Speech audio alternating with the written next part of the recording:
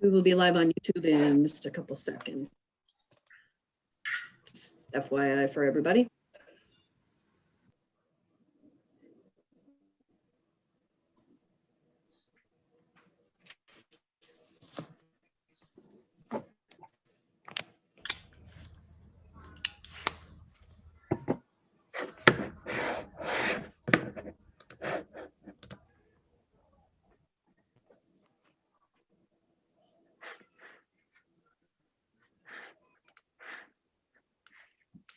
We'll get started here in just a few minutes.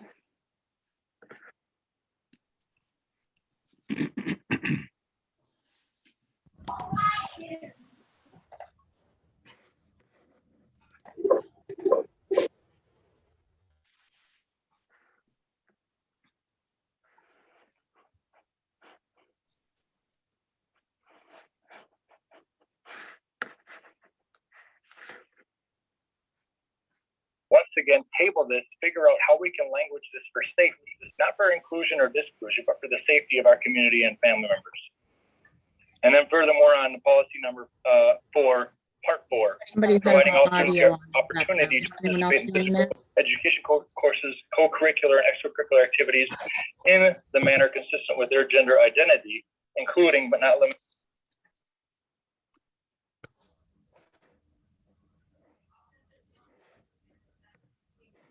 I look to confirm it's not me. Me too. I don't think it was, but there's a lot of windows open here. No, it was Cam and I muted. So whatever was the background noise. Okay. As soon as I muted it, cut that off.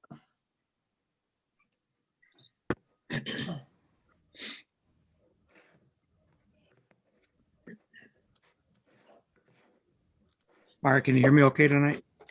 Hear you fabulously. Yeah, that might not be the right word, but thank you. No, I hear you well.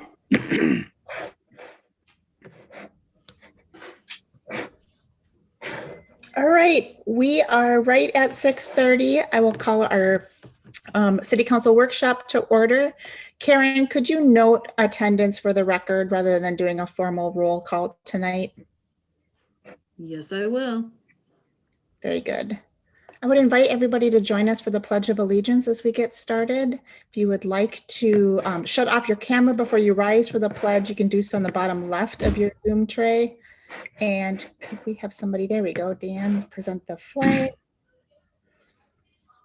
I pledge allegiance to the flag of the United States of America and to the republic for which it stands, one nation, under God, indivisible, with liberty and justice for all. We are in workshop format this evening. Tonight is a working session of City Council. Thank you all for joining us. We are more informal tonight than we otherwise would be in a formal City Council meeting. We will not be taking any action tonight. The items for discussion this evening are just for that. It is for council education and staff, for opportunity for staff and invited guests to inform council and help us form policy items that will come to council for formal adoption in future meetings. So just a quick note as we are getting started. We do have an open forum on this meeting as we do on all meetings. Karen, do we have anybody in attendance tonight for specifically open forum? And would open that up if there are any. I have not, I didn't receive any emails. And I have no one in the chat, so right now, nothing. Excellent. Otherwise, all of our invited guests are for specific agenda topics. Is that correct? Correct. Yes. All right. Our first item this evening is the Republic Services reports and presentations. And Bev, I see you here this evening. And I don't know if there's a member of staff that is kicking off tonight's conversation as well. I can do that. I'm trying to send Patrick a Zoom invitation at this very second right now. He missed his link. But Bev is here to give a report from actually 2019 when we started with Republic Services in August of 2019, and then also from 2020. So at the end of 2019, she was scheduled to come at the beginning of 2020, and of course, we had COVID happen, and so that got delayed and postponed and postponed. And so now she's here, and I thought it would be a good opportunity, even though it's not going to be a full year from 2019. And then also we have COVID is 2020 is from COVID year. But I thought it would be a good opportunity to maybe kind of show a comparison of what we did in 2019 as a city, how residents did, and then that compared to 2020. Even though it's not going to be full scope of information based on half a year's worth of data and then COVID 2020's year's worth of data. So, but Bev is here. And so welcome, Bev. Thank you so much. Yeah. And you're okay to go ahead and do screen share and everything. Okay, I'm going to give it a shot. Hang in there. Zoom is not something I'm really used to using yet. I've been pretty much operating under Teams. So if I get stuck, Karen told me she'd help me out. So I'm going to start by sharing my screen.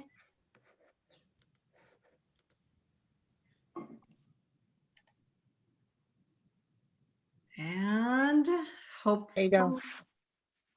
Are we good? Looks Excellent. good so far. Yes. So I'm just going to move this to my screen so I can see it, and I'm going to get rid of the sidebar. There we go.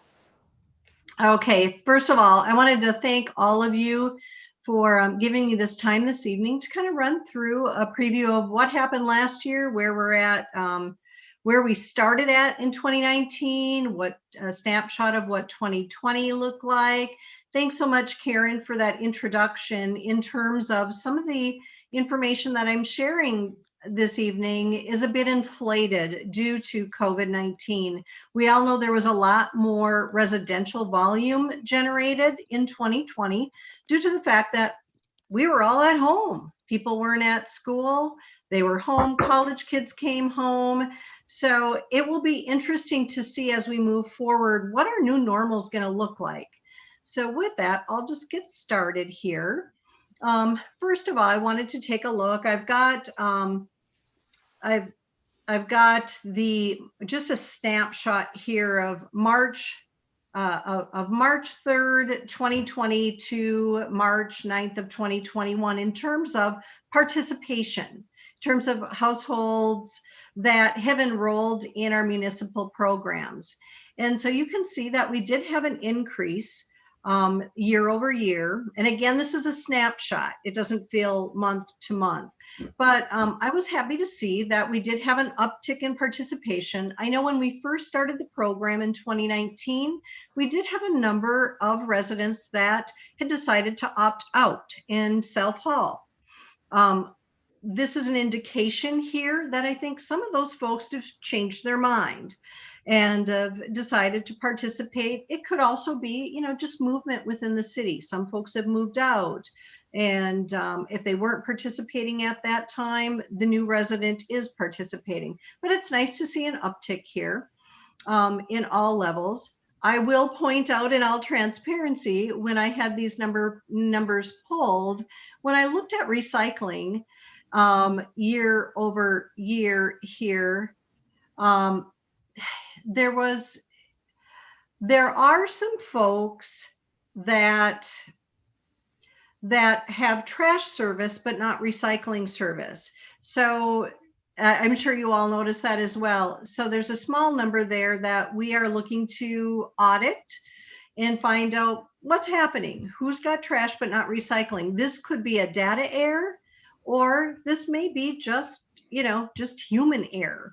But we will find that out. We'll work with the city. City staff has been wonderful to work with, by the way, and we'll provide some feedback on that, what we find in our audit and addresses, and then we'll have a plan to contact those residents and encourage them to participate. So more to come on that. It is a very small population there, so I'm really grateful for that.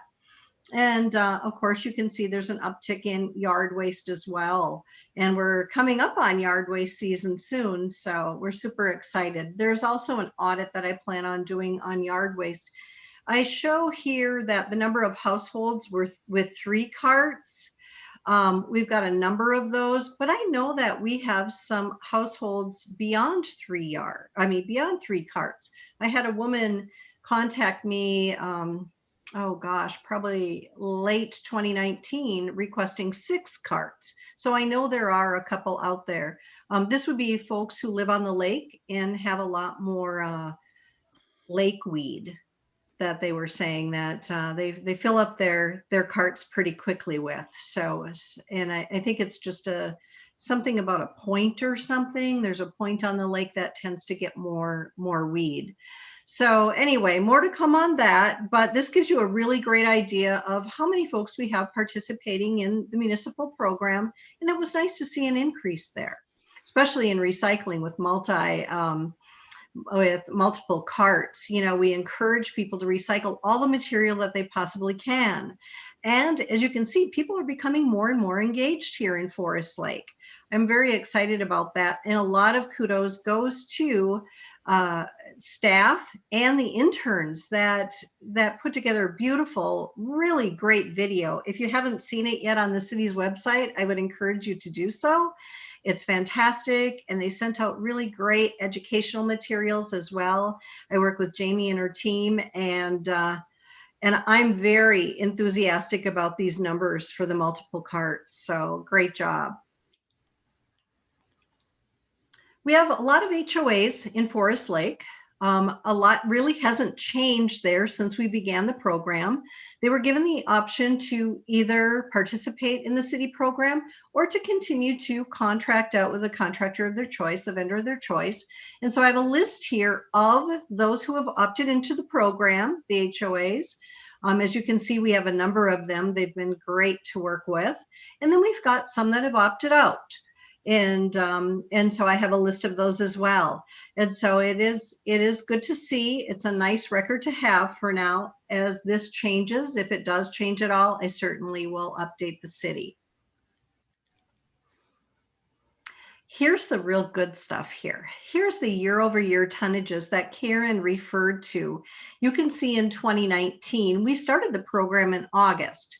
So we don't have a lot of year-over-year comparisons, but when you take a look at, first of all, the trash, you can see definitely there's an uptick in the volumes. Granted, we have more participants now. We have more folks enrolled in the program. But at the same time, COVID, we did see a true increase. Some areas, as much as 30% more waste generated from being at home. That was waste that ordinarily would be discarded at their workplace or at a school or a university. So we have seen some increase there.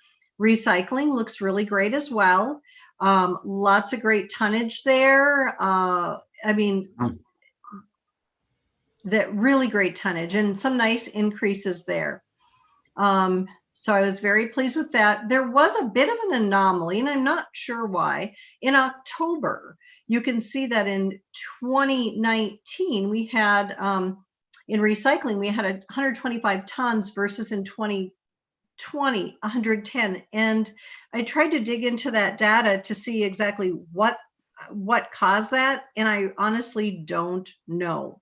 So it certainly rebounds after that. So again, really nice job with recycling, but there was a bit of an anomaly that month. Yard waste continues to be very strong in Forest Lake. You can see we've had some increases. We're looking forward to the yard waste season here this year.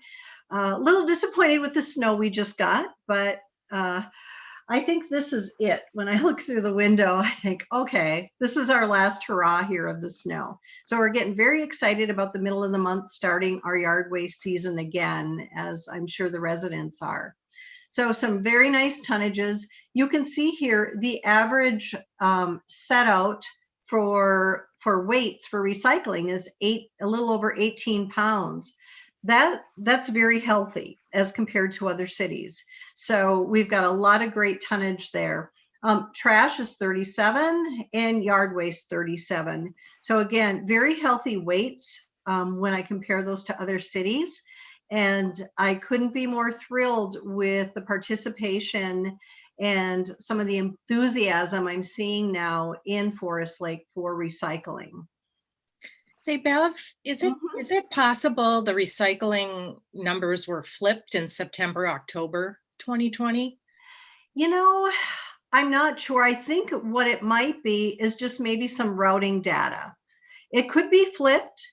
Again, I'll have to take a look. Okay. When I look through this, I really wasn't sure what happened there. So I just wanted to report what I had. It's either it's flipped or possibly there's maybe a truck number or a route number missing from those 2 months.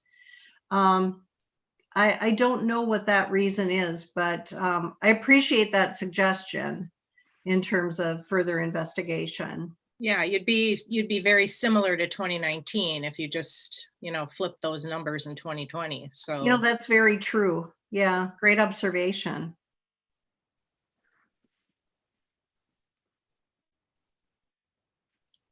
Does anybody else have any questions about volumes? Okay. How do we compare? So if you're looking at, recycling set out rates and trash set out rates, you mentioned that you're pleased that we see those ratios as opposed to other communities. If we were to benchmark that against other communities or try to set some goals, what would that look like for you? Are we right in the midst of peer communities, or are we lagging? Are we ahead? So just some more context there would be helpful. I would say that based on some of the cities that I do oversee, I would say this is kind of pretty much average to a little bit over average. I think it would be best to try to gain some of that information from the county. The county collects all of this from the cities within the county. So I think that's where we should benchmark. Yeah. For me, I don't manage city contracts. Your contract is the only one that I manage in this county. And so I think that would be the best source we could get our hands on to benchmark. Agree. That's good advice. Thank you. Mm-hmm. Any other questions? Okay. And granted, I can come back and revisit any of these slides if need be. This is something that's near and dear to my heart, is our composition analysis studies that we do. In March, we did a comp analysis just to back up, to let you, just to kind of give you a little bit of history on what this is we will take a load. Generally, it's about 250 to 350 pounds. And we will take it to our MRF and sort it, because we want to see what kind of material are the residents in Forest Lake, what is their composition? What is in that bin? And then we put together this report. So in March, we did a comp analysis. We took 378 pounds of material to our MRF, sorted it, and then weighed it to see what does this look like. When we reported it back to city staff, we were kind of surprised that the contamination rate was only 9%. But we took it back to the city, and city said, yeah, we're a little bit surprised with that as well. So I went back to operations and said, exactly what areas did you, and I think actually Dan helped me with this piece, what areas did we take our comp analysis from? And so I found out, ran that past Dan, and Dan said, you know what? That's a newer segment of our city. And so when we looked at the demographics, we thought that isn't really representative of the entire city. So what we did is we said, these are great numbers. We're very proud of this community. But in September, what we did is we were very mindful to go to route this comp analysis truck, we'll call it, and to route it so that it visited several different areas of the city. And so again, a better mix, a better representation. So then we did this sort. And as you can see, a lot of these are fairly similar in terms of what are we finding in the cart. They're not too far off. But the piece here for the residual garbage, this is actually trash that's thrown in the recycling, was substantially higher. And so I think this is better representative of where we're really at as of last September. And so we will do more comp analysis here in 2021. Our MRF went through a retrofit, and so they're just getting on their feet again in terms of all of their volumes. So they should be able to start doing comp analysis for the hauling division again soon. So as I get these, I will pass this on to staff. I will say, I would guess that residual will decrease as a result of the great education that was done here, especially this summer. With Jamie and the interns, they've done just a fabulous job of educating our public, all of our residents here. So I'm very optimistic at what we'll see here in 2021. But even at 18%, I will tell you, to benchmark that across the cities that I manage, the highest I've seen is 19%, and the lowest I've seen is 4%. I would say the majority are kind of at my average for residual is at 11%. Okay. And then resources. Again, you have a number of great educational resources right on the city website right now. We sent out educational calendars to the residents. We have recyclingsimplified.com. These are all downloadable. They can be edited if you need something edited there, because they're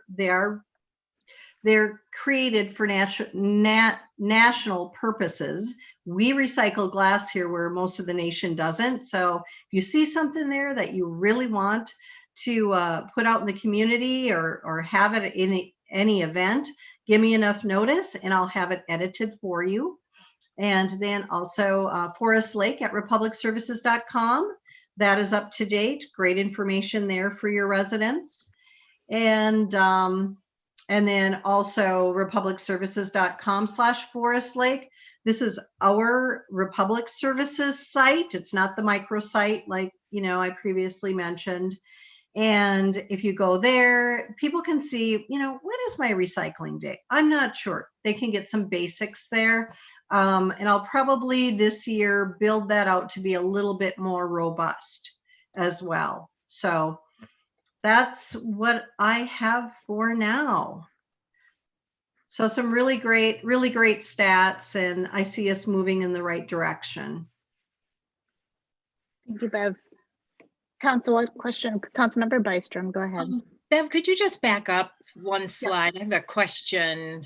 Yep, the recycling composition analysis. We heard a lot, when we were looking for a new contractor about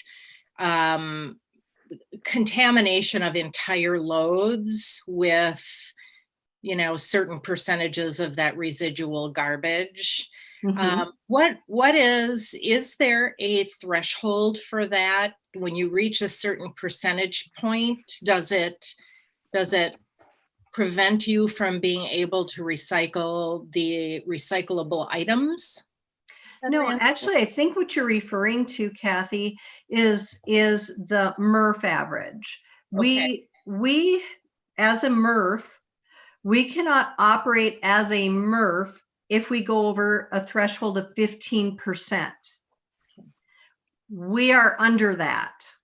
And so at this time, there's certainly no threat of our MRF not being granted its certification as a MRF or licensure. I'm not sure what the technical term is for that, but we are under 15%. If we have a load that happens to be more dirty than another load, it's not like we look at every load and say we dump it and we tip it at the MRF and we tip it and go, oh my gosh, like the chances of an entire load being destroyed is very slim. If there were a lot of liquids, let's say in a cart, it was full of liquid and the driver doesn't see it till it's tipping. Now that could destroy a whole load. But in that case, the driver would report that And I would report that then to the city along with the address of where that happened, so we could address it right away to prevent, an entire load from being destroyed. That has not happened. In fact, it's not happened in any of the cities that I manage. People are pretty good. Okay. Helpful. No, that was a great question, actually. Council, what other questions do we have? And with the presentation up, and Bev, please keep sharing the presentation. I'm not seeing all of you, so just jump in if I'm not seeing a hand up. Any other questions? Bev, I had a question on, I had just a question on service. What are you seeing as far as like call volumes into your call center? I don't know if you measure satisfactory, resolution on the first call type rates, or just how would you kind of quantify where we are today as far as just volumes and overall satisfaction? I believe that we do send, as part of our annual report, our issue log. And so if you filter through that and look, even though a resident may call in and it's not really an issue, they have a question, it's still put on the issue log. I will say the last analysis that I saw, we were hitting that 99% mark of first call resolutions. And, if we have a new team that comes out on the floor, sometimes we have a few more errors for a couple of days until they get their feet underneath them. But it's, there's most of our calls from this area, they're directed, first of all, to Indianapolis, our call center there. And so we've got a really great team there. If it's busy there and there's going to be an extended wait time, calls are reverted then to the next call center, which is, and the customer doesn't realize this, it's very seamless. Then it goes to North Carolina. And if the same thing happens, then it goes over to Phoenix.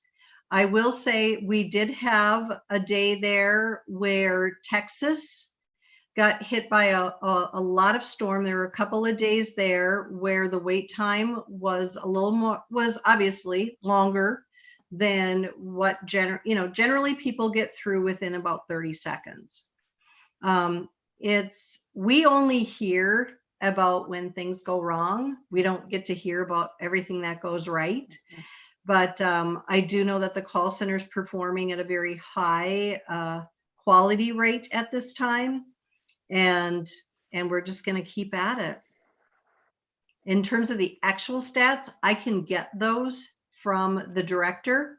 So if you want to know average call times, hold times, for any given month, I certainly would be willing to send her a note and obtain that information for you. Yeah, and so that would be helpful. And then also just to, Patrick and Karen to have routed to council the annual report, if it hasn't already, with just that kind of issue log. I think that's just good background information for us to have as council members. And again, I think it was in there. It depends. If it's in the contract, it's in the annual report. If it's not, then it's, so top of head, I can't remember. I do think it was one of the contracted items. One of the feedback items that I hear, and we're in that season right now. Karen, go ahead. I see your hand up. I was just going to comment, Mayor Bain, that I do receive a call issue log once a month. And so if you want, I can forward that to council members. It actually comes as a big spreadsheet, and then it lists all the months on there. So they just update it every month and provide the next tab sheet. So it's a lengthy report, but I can certainly forward that to council members if you would like it. Just forward this most recent one. I don't need to see it every month, but just to orientate myself to what's being reported, and it'd just be helpful context for just this conversation. You could forward the most recent one.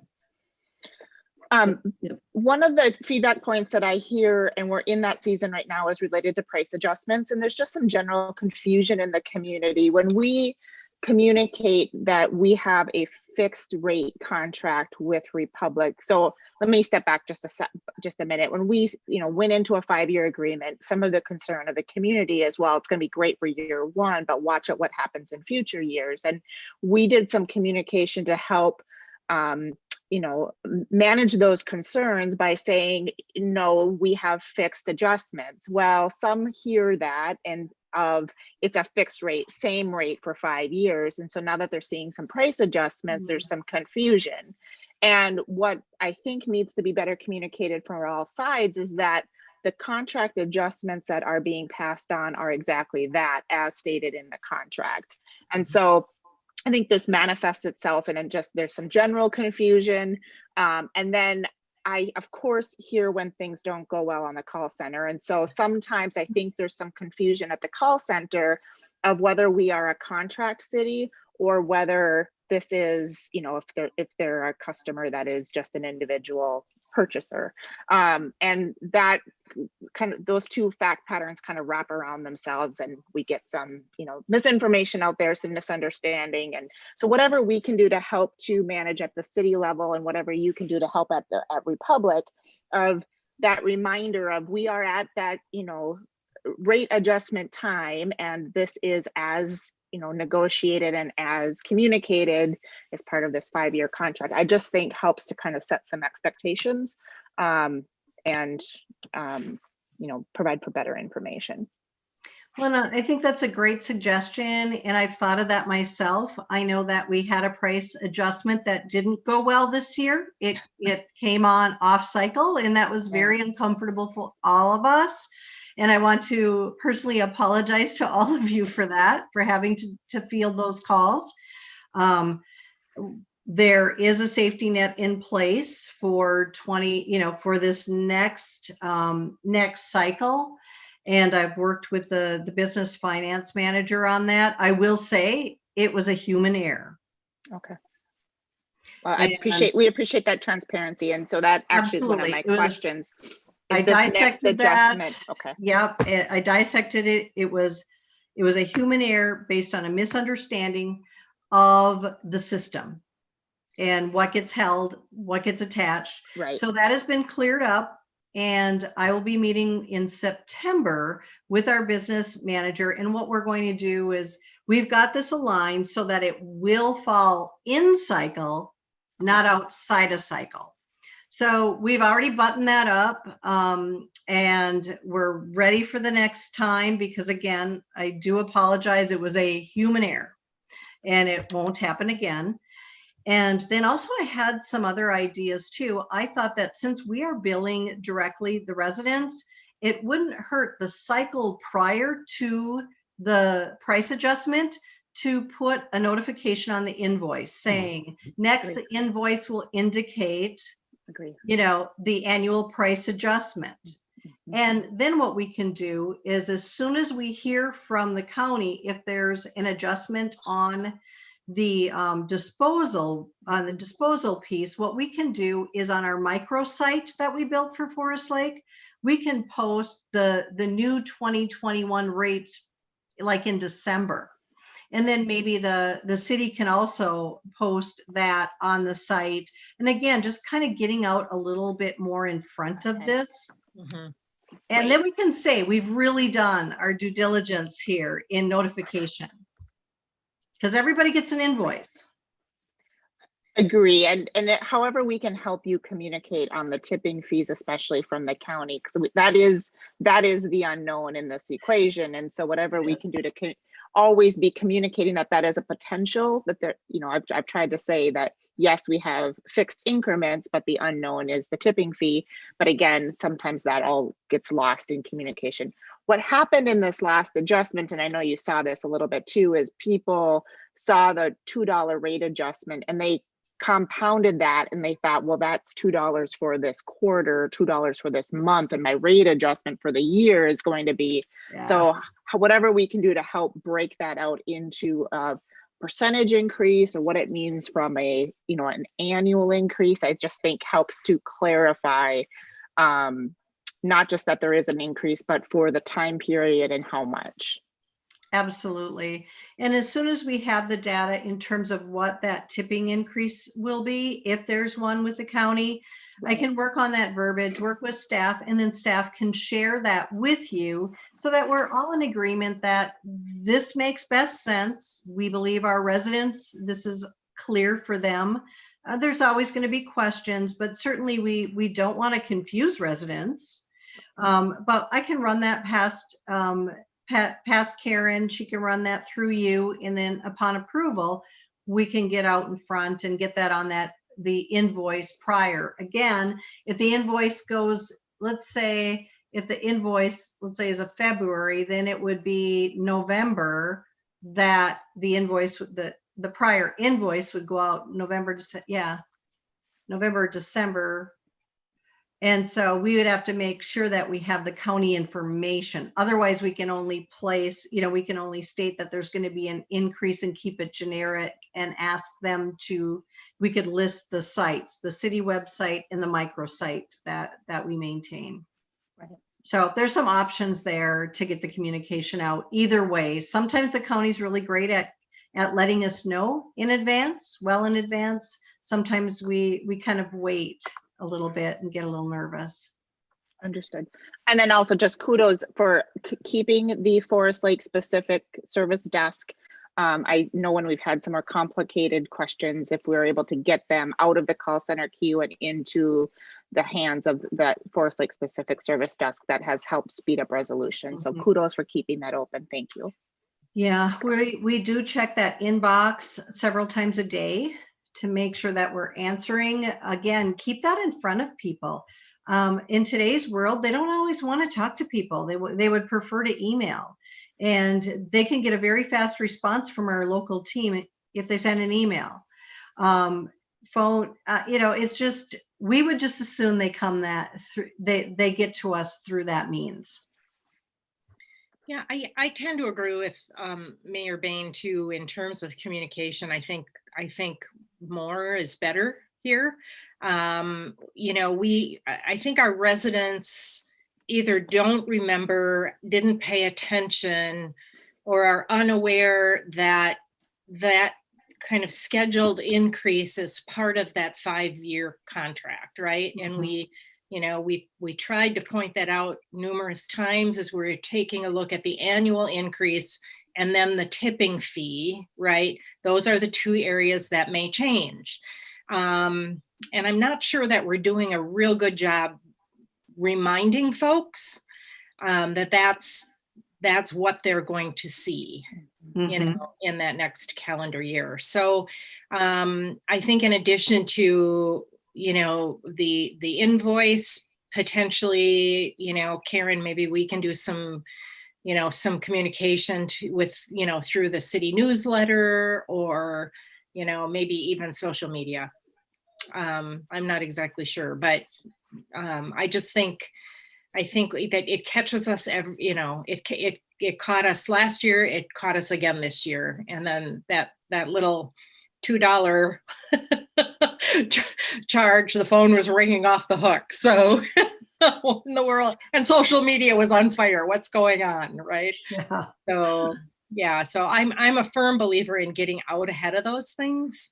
I think you can alleviate a lot of headache, if you get a jump on it. Absolutely. Yeah. I'll say Mayor Bain, also. council members. Oh, go ahead, Karen. Well, I was going to say too, I think now that we have a communications person, hopefully the communications surrounding this will improve. I mean, that's the intent. And the other thing I think is important for residents to know is that some of that billing is not within the control of the city or Republic Services. It is the county that sets those fees. And I think there's a lot of misunderstanding about that all of the fees are set by Republic, and they're not. So that's a message that needs to be communicated as well. Yeah, right. Well, let's get that on our communication coordinators list right away.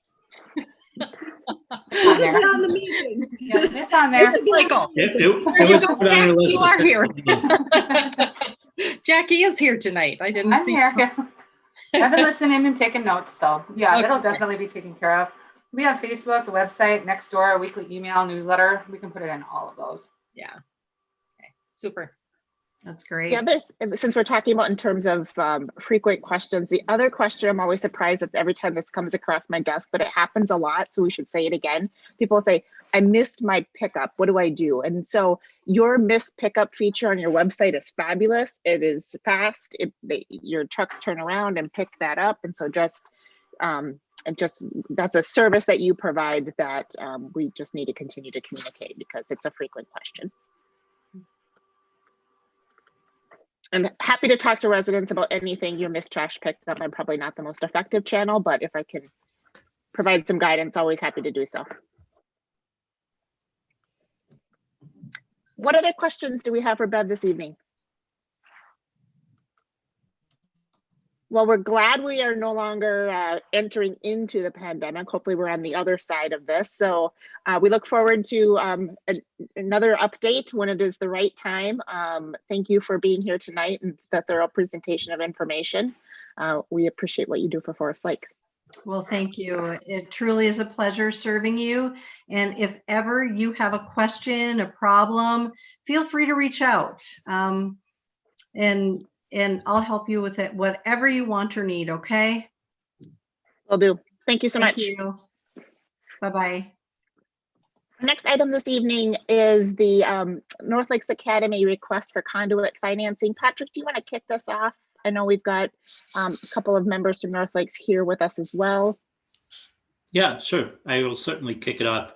The last few weeks, we were informed that North Lakes Academy is requesting to use the city's power of conduit financing. This is something we've done in the past as a city. Actually, I think we did it for North Lakes before. They have a whole range of different types of projects and refinancing that they're wishing to include in the refinancing. It's $32+ million to refinance. No, I'm sorry, conduit financing. We don't have an objection to the conduit financing. As when we get to the Ellers presentation, we will talk a little bit more about what conduit financing might do to the city's anticipated bond sales later on in the year, if approved, regarding bank qualifications and things like that. The city also has a policy to charge the conduit financing organization on 1% of whatever the bond is. So that's we've done in the past. I don't see very many negatives on this at all. I think that it's probably something that the organization would be better off in a better position to run their finances, particularly if they're refinancing. From what I can tell, at least, it looks like they'd be better off. So I will leave it to Cam and to Koa to talk about what their project is, why they're having it, and explain to the council what they're doing. Yeah, Welcome, we're glad you're here. Oh, excuse me. Yeah, good evening, everyone. Thank you for giving us the opportunity to come before you. I'm the executive director of North Lakes Academy and a former Forest Lake Senior High graduate in class of '96. And we are absolutely seeking some conduit financing from Forest Lake to do a couple things for North Lakes Academy. And what I'd really like to do to give you the information the best way possible is I will defer to our project manager, Ku Vang of KB Vang. He's been our project manager for the first round of our construction of the K8 campus that is over kind of behind Home Depot and Cub Foods, and is our project manager for this continued project as well. So if you would, I'd like to turn it over to Ku. Welcome, Ku. Great. Thank you, Cam. Honorable Mayor, members of the City Council, Mr. Casey, thank you for the opportunity to be in front of you guys again. I don't know how many of you were around when we did this in late 2018, but it appears that there's some new faces, so that's good. Some new blood, that's good. But we are back in front of you. If you recall, in 2018, we came in front of you for conduit financing for the middle school, which is a little bit north of the Home Depot there. And at that time, there was a series of unfortunate events at that time where the market changed quite drastically before we went to market with the consolidation of some high yield investment houses and some election issues and stuff of that nature, which changed the markets a little bit. So we had a little bit harder time selling those conduit bonds at that time, which forces us to go into a single source investor, and those rates came in a little bit higher than what we anticipated, like about 7.25 at that time. We've always thought that we would be coming back to do a refinancing somewhere down the line because the rates are a little bit more attractive, and so we're at that point now. We're asking for some funds to obviously refinance the current middle school bonds, which is a little bit over 14 million that's outstanding. During that transaction, we've also went ahead and purchased the high school building, which is the one a little bit south of Sam's or there from Mr. McCullough, and that's about a $6.2 million acquisition. When we did the bonds in 2019, we built out the majority of the middle school building. We left 3 classrooms, a media center, and a couple of areas in the gray shell because we just didn't have enough money. We could not borrow enough money at that time. So in this round, we would like to refinance those 2 outstanding debt, finish off the middle school construction, as well as total renovation of the high school building. We'll gut everything out to the shell and then bring it back in a more user-friendly and a more conducive layout for the school's operation, new roof, new RTUs for better thermal comfort, a little bit of site work to help with drainage and stuff of that nature. But overall, it should be a much, much better educational experience for the students that are there. We are pushing a little bit of an aggressive timeline here, as Mr. Casey will note.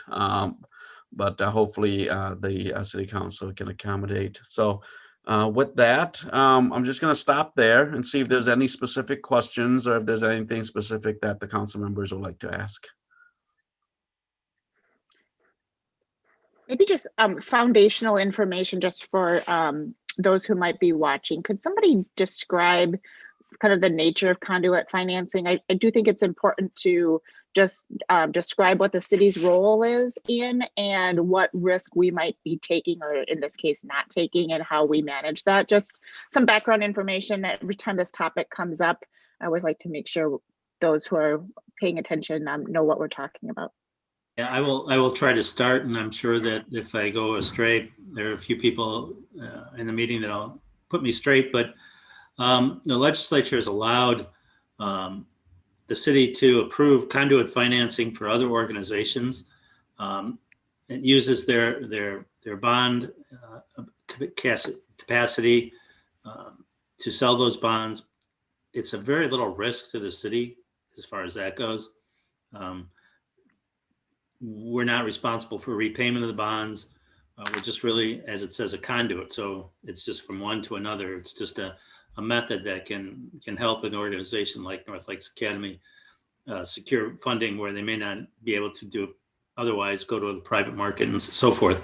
Like I said, there's very little impact to us. The only question we run into is when the city wants to sell bonds on the same year. Usually we've talked to the council before about a bond qualified bonding, which if we go above $10 million, bonding becomes non-qualified. That's the case here, that if we approve this later on, if the city sells bonds later in the year, we will not be bank qualified. But there's ways to make that happen and to have little, if any, impact on the city's bond rating or anything else, or the ability to sell bonds. And if anybody else, either Jenny or Bruce, want to chime in, I'll be happy to let them explain it probably much better than I just did. Good evening, Mayor and council members. I'm Jenny Bolton, the city's bond counsel, and Patrick did an excellent job of explaining the concept. What tax exempt financing, what conduit revenue bond financing allows the borrower to do is borrow at a tax exempt interest rate. The financing is still based on the borrower's credit and property as collateral. There is no taxing authority of the city or property of the city that's pledged in any way to the payment of the bonds. And the borrower is responsible for all obligations. If there's ever a default on the bonds. There is no recourse to the city. So it is safe in that respect. This particular type of financing where it's for a nonprofit, a 501c3 entity, those bonds do count against the city's annual $10 million bank qualification limit. That's not a limit on the ability to issue bonds. It's just the ability to identify them as bank qualified, which opens up the marketplace, and Bruce Kimmel could address this further. But in some circumstances, bank qualified bonds can provide a lower interest cost on the city's financing. By issuing the bonds for this project, you would be over the $10 million limit in this calendar year, which would mean that that particular designation would not be available to the city. But it doesn't otherwise affect the city's ability to issue bonds or affect the city credit rating in any respect. And Mayor and council members, I'm Bruce Kimmel with Ellers. I think it would make sense for me to talk about the BQ or bank qualified issue in the next presentation, if we could do that. Thank you. Yep. I guess these topics get a little intertwined for me, because I think there is some perhaps there's some points that come together, and actually maybe I hold my questions related to bank qualifications, because I suspect Bruce's presentation is going to answer my questions. I guess I would, in terms of just feedback for the North Lakes team that's here tonight, happy to provide the conduit financing as we have in the past. There is perhaps a little bit more of a slightly more complicated path this time, with the potential of the city also doing some bond financing, and I want to understand what those paths look like. But I suspect that there are workable solutions for us, and so overall happy to support your use of the city's balance sheet for your conduit financing as we have in the past, and wish you well on your project. Council members, I don't know if there were other questions specific to the North Lakes project or other feedback items that you wanted to provide at this point.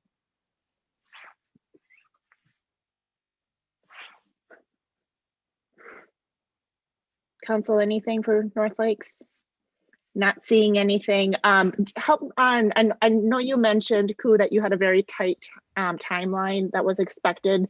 Can you just revise or just review for us that timeline that you're looking for?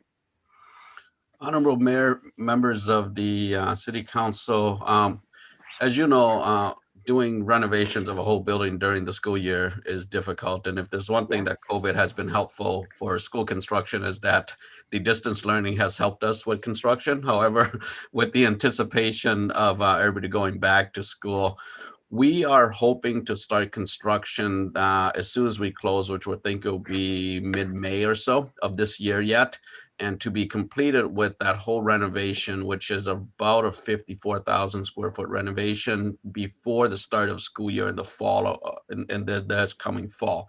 So we have about 2.5, 3 months to finish up the 54,000 square foot renovation. So that's kind of our tight, timeline. We have a little bit of flexibility in terms of maybe starting school a week or so later than normal, but that's about the only flexibility we have. And so we have to tee up everything and be ready to go as soon as the bonds are closed, and we start construction right away. So, and just to add to that, the city has to do a few things as well.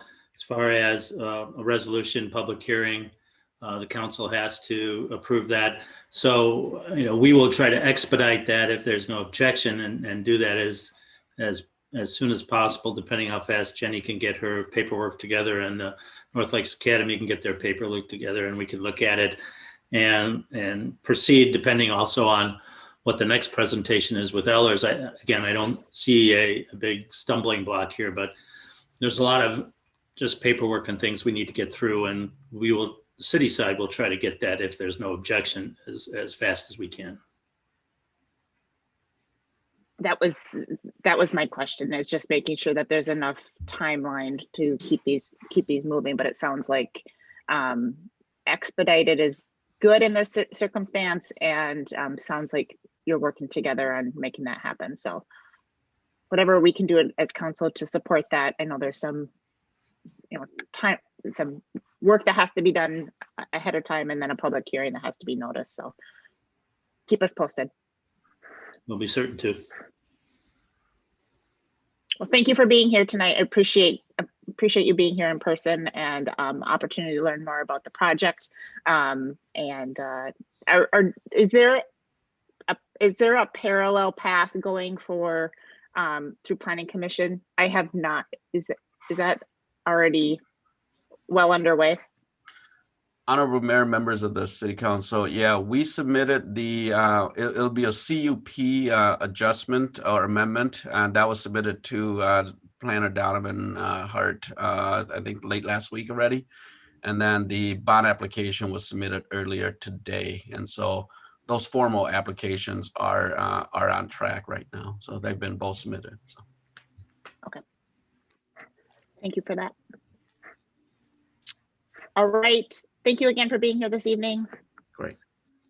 Thank you, everyone. You're all welcome at North Lakes to come tour if you haven't had the opportunity to do yet. We'd love to have you. We would love to do that. Thank you.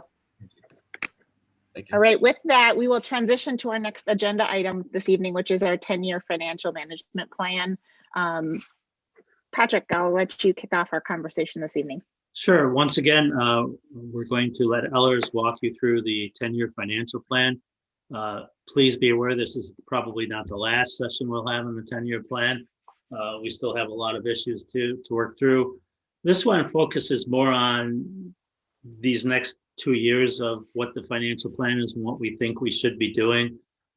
As I've said to the council in previous meetings, the interest rates for bonding are very attractive, and we should be taking a very close look at taking advantage of that to accelerate some of our infrastructures.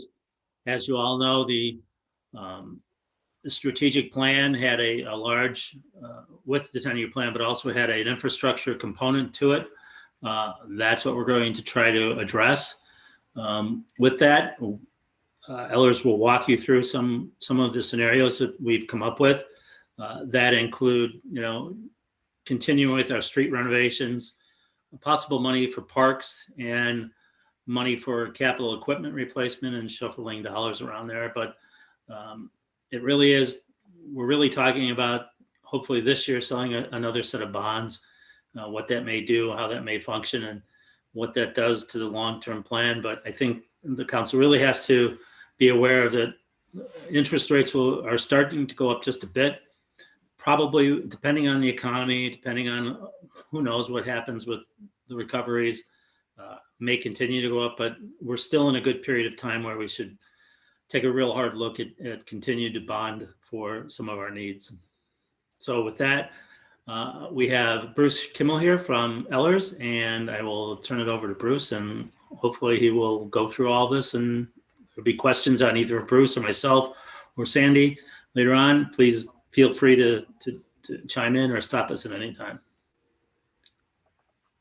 Great. Thank you.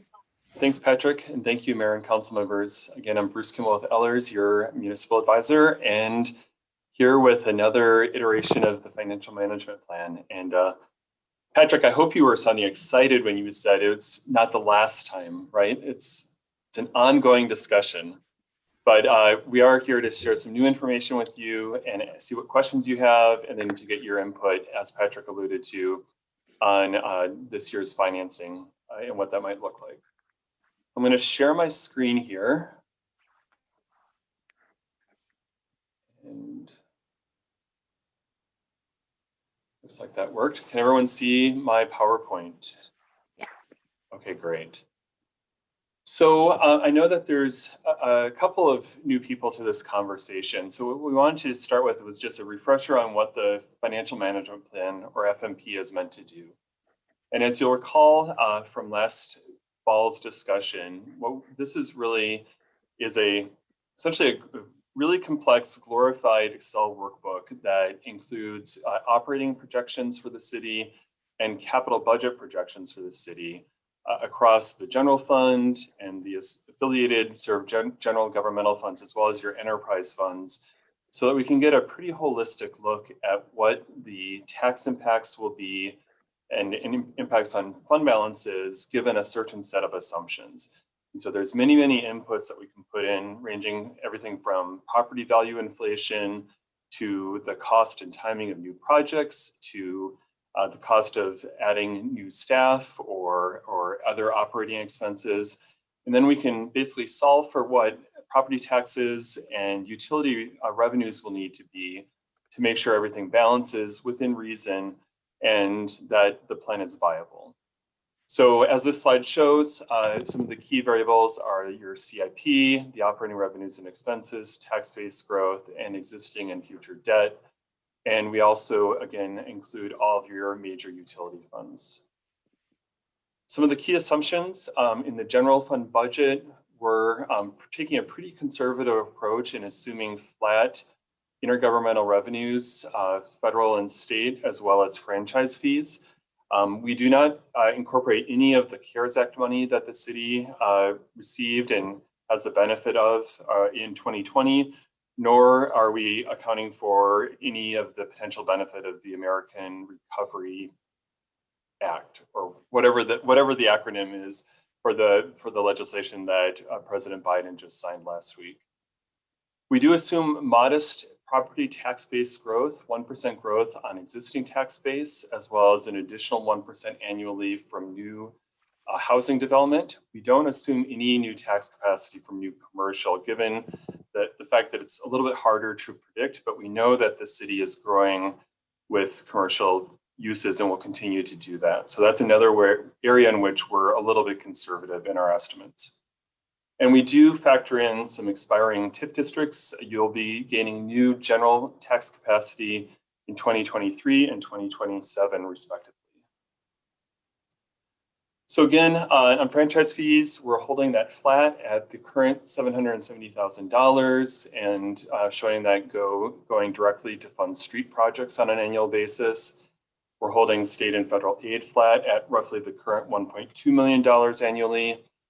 Park dedication fees, we're assuming a total of $2 million allocated to the $4.5 million park CIP over the next 10 years, and then showing projects financed as needed with bonds. One thing that we've done in this iteration of the FMP that's a little bit different is last fall, we did not have as robust of a prospective list for the parks CIP. And you may know that parks improvements are relatively hard to fund with bonds under state law. There's ways to get it done, but it's more convoluted and complex than your ability to fund other types of acquisitions and projects with general obligation bonds. So one thing we've done is we've taken some of your capital equipment that's been projected as needed over the next 10 years, and we're assuming that you'll finance that capital equipment, which then frees up cash in the city budget to use for parks projects. Of course, this is all just a projection. It's not a budget. We're not presuming that these will be the choices that you'll actually make as the council decision makers. But we wanted to flag that we've moved some funding around given the particulars of what you're able to do and how easily or not under Minnesota state law. So this is part of that park CIP. And again, we've assumed based on city staff input some years, but again, these are really just placeholders. It'll be up to you based on staff recommendations and other practical elements to decide exactly when these projects get done. But you can see in today's dollars, the estimated costs, and then again, the estimated schedule with several projects happening in 2022 potentially. So again, we're looking to use freed up city cash to fund these projects. And we can certainly come back to this slide as you'd like. So then capital equipment replacement, this is what we're assuming would now be debt financed, most likely over up to a 10-year term, but it could be shorter than that. We wouldn't look to have it amortized over any more than 10 years. These squad cars, as you can see, some fire department vehicles, street department vehicles, and other parks maintenance items as well. So I should note also, we're estimating about $1.8 million in financing as part of a 2021 financing for equipment. And one thing to note is that under state law, you are also able to join up different financings for different purposes and with different amortization terms in one bond issue. So as I pointed out, most of this equipment might be amortized over 5 to 10 years. And we can actually divide up these equipment financings over different terms even among this one list. But then the street projects, which will be the next topic of discussion, you could potentially amortize that over 15 to 20 years, let's say, and they don't have to be two separate financings. We can take the equipment just how Patrick and Sandy want it, and the street financing similarly, and then we can basically smash these two financings together into one bond issue, which is much more efficient and cost effective for the city to do that way as opposed to two separate financings. So now on to the streets question that Patrick alluded to. Under our previous set of assumptions, or I guess our baseline rolling into 2021, we were thinking that you might want to finance up to $4.5 million of street projects in this 2021 issue, along with the equipment that I just referred to. And so these projects would potentially take place or would be expected to take place somewhere over the term of 2022 to 2024. And you can see the sources of funding here being the bond issue, as well as the franchise fees over the 23 to 24 timeframe, utility contributions, and road improvement levy dollars to come up with the same amount of funds at $6.4 million total. Another alternative for you to consider would be to tackle more street maintenance and rehabilitation projects as part of this financing, potentially bonding for $8 million for streets as part of this 2021 financing. That would fold into an overall budget, if you will, of about $9.9 million, with the similar franchise fees, utility contribution, and road levy rounding out the difference. So looking at the projected property tax levies, you can see what we've done is taken your projected general fund operating levy for the next few years, your debt service levy for existing debt, the levy that you would have for new debt for the equipment and for the street project, 4.5 on this slide, 4.5 million. And that rolls up to the overall net levy. Then we calculate a tax rate based on the projected tax capacity. And again, we've tried to be fairly conservative in estimating the tax base as it'll go forward for the city. And what that allows us to do then is to estimate the tax impact of city taxes for an average $300,000 appraised household. And so you can see going from 21, where in this year it's about $1,250, you can see that it would increase by about $100 in 22 and about another 100 and another 100, give or take, over the next couple of years after that. And this is, again, using those purposefully conservative assumptions as to your tax base. Then looking at what the impact would be for the $8 million, you can see that the impact is about $130 more in 22. So that takes you to an impact that's about $30 more than versus the previous bond issue assumption. And then it actually levels off after there at roughly that same $30 spread in 23 and 24. So if you look here on this graph, there's not a whole lot of line between or room between these two lines, Mayor and council members, but you can see how if you project out over roughly the next 10 years, the difference between doing a $4.5 million financing for streets this year versus an $8 million financing for streets, you open up this $30 difference in 22, and then it stays that same difference in the next several years, keeping all other estimates and assumptions the same.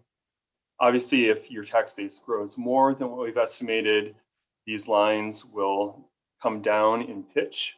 Or if you have other cost savings given or as compared to what we've assumed in other parts of the FMP, that those lines would come down as well. I want to touch on a couple of related topics. You did implement utility rate increases for 21, which was right in line with what we had recommended as part of last year's FMP process. And you're in really good shape on all of those funds right now as a result of that. We're going to be digging into the projects that are slated for 2022 in your water and sewer funds. We'll be talking with Ryan and Patrick and Sandy and Dave about all of those and really looking at the projected revenues and the projected rate increases and make sure that we're still on track from year to year to year as it relates to your utility rates and the revenues that will be needed to make everything balance. We're also monitoring the city's refunding opportunities. You'll recall that last year we were able to fold in a refinancing of some existing debt for quite a bit of refunding savings for the city's benefit, and we're looking to do the same, most likely in the fall of next year. It's possible that Congress will reinstate the ability to do tax-exempt advance refundings, but right now you don't have that ability. And so until then, we're basically assuming that we would wait to do tax-exempt, what's called a current refunding in the fall of 22 for the bonds that are callable in February of 23. And we think that that should be a nice opportunity to reduce the tax levy that is associated with your tax abatement bonds that the city issued to fund your contribution towards the YMCA project. Then also the North Lake Academy conduit financing request. As was discussed by Jenny Bolton and Patrick, there's absolutely no impact on the city's legal or practical ability to issue your quote city bonds for city purposes. The rating agencies understand very clearly that conduit bonds have no standing or security on the city's finances or your ability to issue debt for your own purposes. And so we really don't see any problems with going forward with the NLA request from a legal or practical ability to move forward. The one more significant consideration will be what kind of impact would you have on these 2021 bonds, city bonds, from not having the bank qualification. And I want to talk a little bit more about bank qualification because it's kind of a misnomer. A lot of people think that bank qualification is the only way that banks are able to buy municipal bonds. And that's not true at all. A bank can buy a non-BQ bond for their portfolio just as easily as they can buy a BQ bond. The difference is a non-BQ bond, you have the double tax exemption of the interest being exempt from federal and state income tax or corporate income tax in the case of a bank, let's say. If your bond is BQ, then the bank is not only able to take the tax exemption, state and federal, but they also get an additional tax benefit. They're essentially able to write off the interest that they pay on the deposits that they use to buy the bonds, right? So it's an additional spiff to them. And as a result of that, they're able to offer a slightly lower interest rate. And that's great for you as the issuer. So whenever possible, if it's doable, we always look for opportunities to keep you at or below $10 million in a calendar year, because why not take advantage of that BQ benefit if it works for your project financing needs? And that's why we had been looking at options of issuing 5 or 6 or up to $10 million here in 2021 for different projects. And then we learned that the NLA financing request was certainly going to make the BQ issue irrelevant for 2021.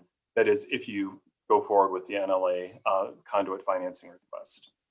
So what we can do, Mayor and Council, is quantify, depending on what route you want to proceed with relating to issuing bonds in 2021, we can look to quantify what the difference is between issuing the bonds non-BQ, which you would be doing, versus BQ.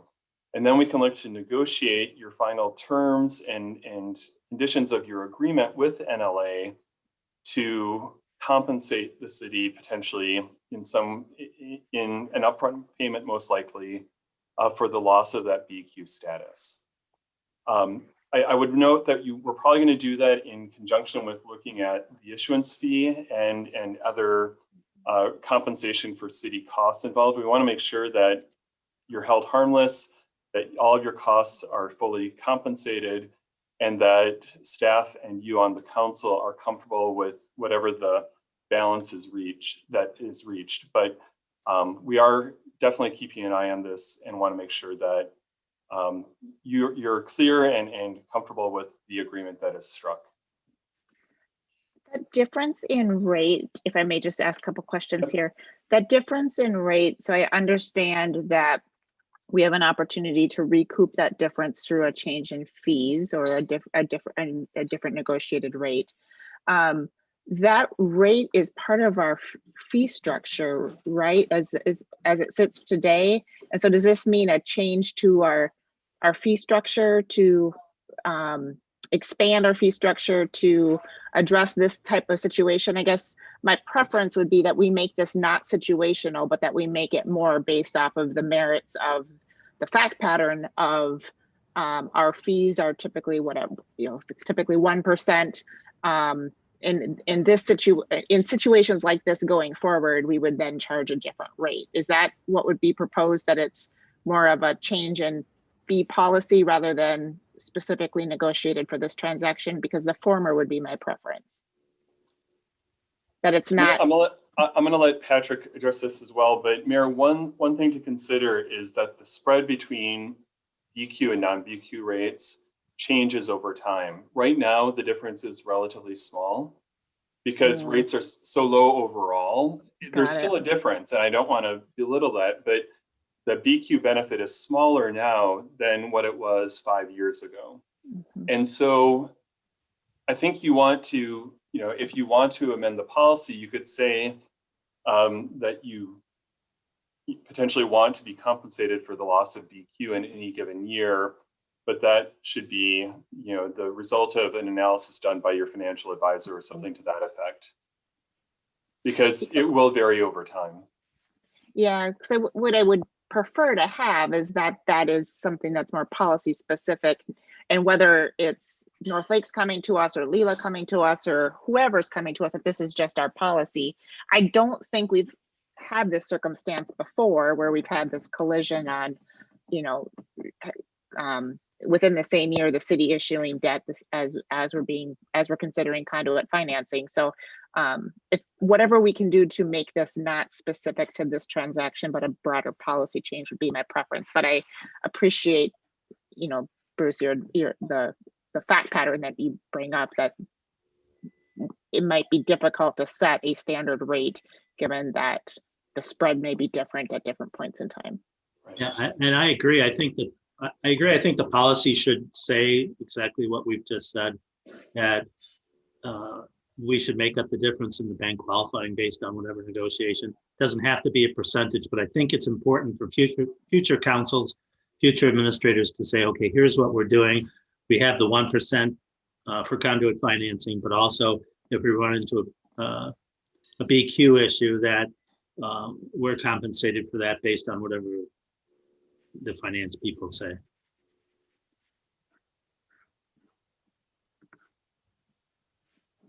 Other questions or comments specific to that point related to the bank qualifying rate and this question of NLA conduit financing?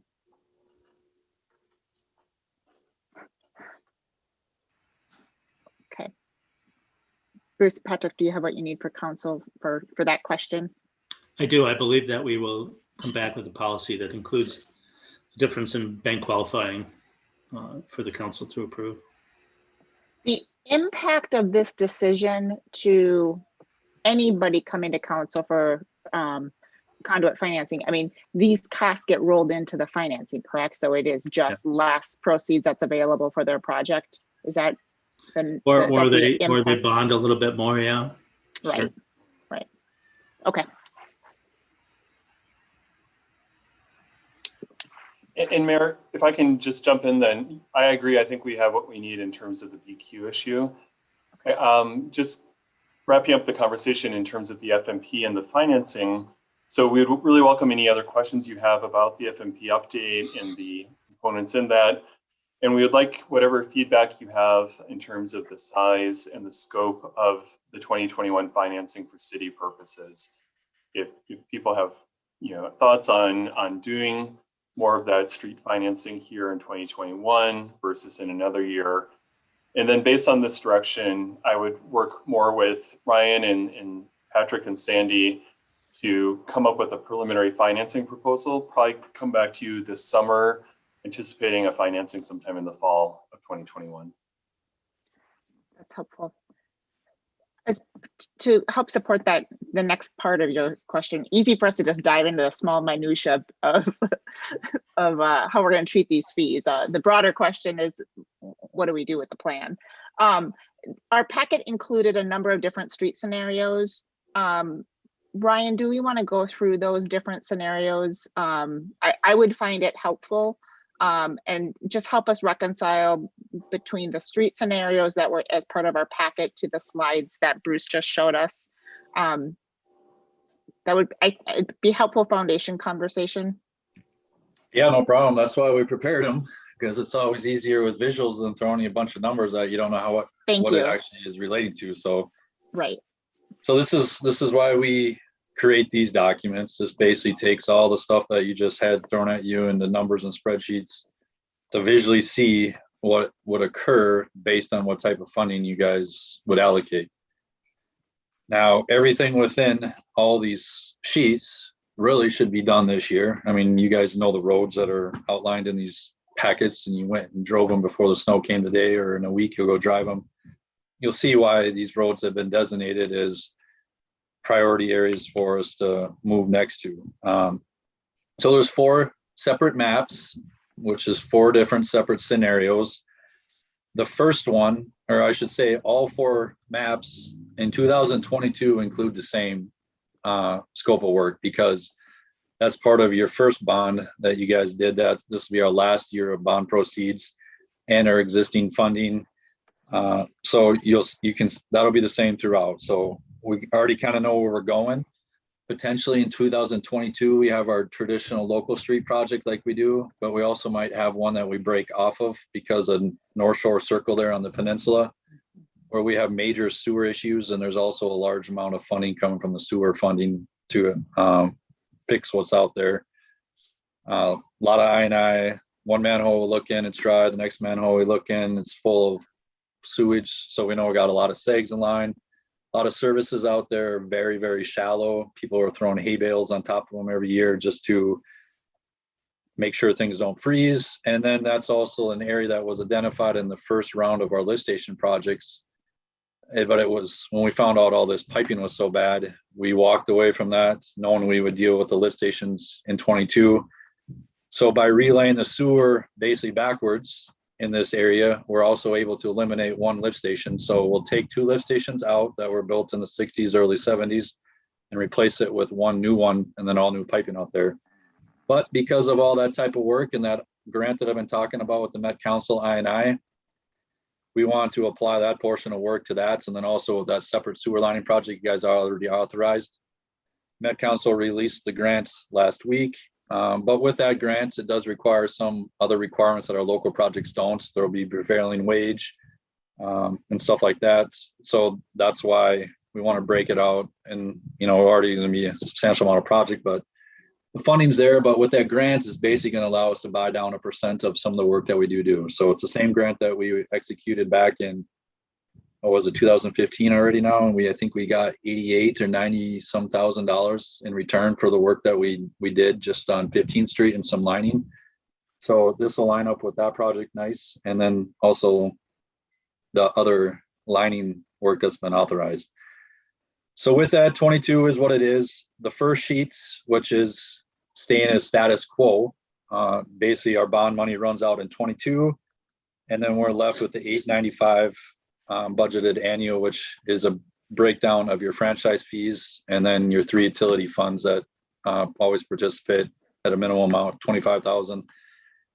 sanitary sewer, the water, and the storm that get us to the remaining budget. So you can see what we would touch with that, Forest Road. Basically, it's replacing the pavements, no curb and gutter, no full recon out there. And then keeping the road as it is, but right now we got a parabolic shape to the road because of so much overtime maintenance versus a true crown. And then a lot of potholing occurring there. And then Fenway Avenue is simply just a mill and overlay if we're able to get it at 24 and not let the road be lost too much. And then also that would include some trail improvements on the east side to connect up to the MnDOT project that's planned too.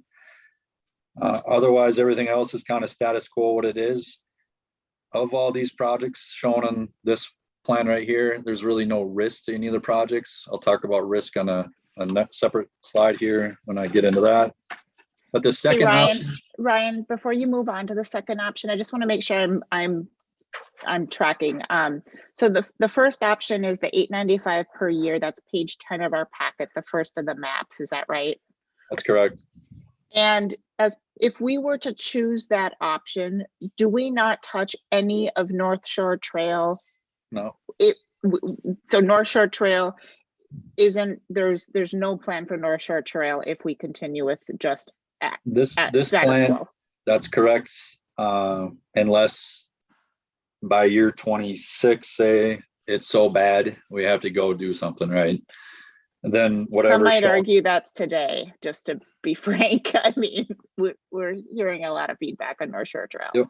So it's a combination of utility work that's needed in some spots in 22, and then you look at Forest Road. That's obviously your worst road in the city. Yeah. Fenway is proposed here in 24 with minimal work. That's basically a mill and overlay, which is a lot cheaper than the other work proposed.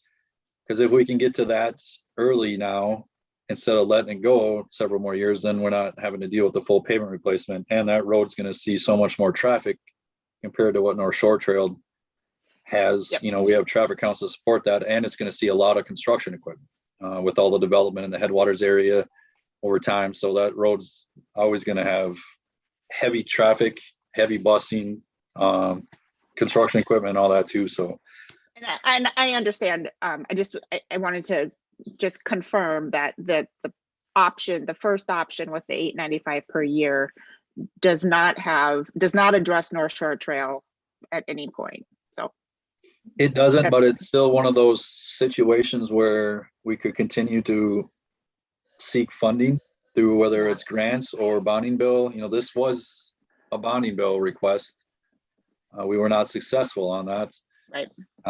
But that story grows as we continue to try, right? Ryan, point of clarification for me on Forest Road. There was some mention at one point in time about just kind of holding off on that a little bit until the 97 work, and then the 11th, 11th work was going to be done, and trying to do all of that at once rather than repair and then have to tear it back up and redo some infrastructure and resurface. Is that kind of changed then? It's so bad. Okay. Bad. You could go spend the city's entire patching budget on that road. Yeah. This spring if you wanted to. Yeah. I don't disagree with that at all. And if you're bumping it up in the queue, I completely 100% understand. It's lingered to the point where it is because we were so successful on grants that our other state aid money was that a local share to those grants on other projects and pedestrian trail projects that we were completing, and then all these cooperative agreement projects have come in, and that really then took all our state aid funding basically till 26 or 27 when we'll have actual state aid funding available again. We can't wait. Forest Road's a state aid road. Right. We can't wait till 26, 27. Okay. We're losing that road. Yeah. I don't disagree with you. So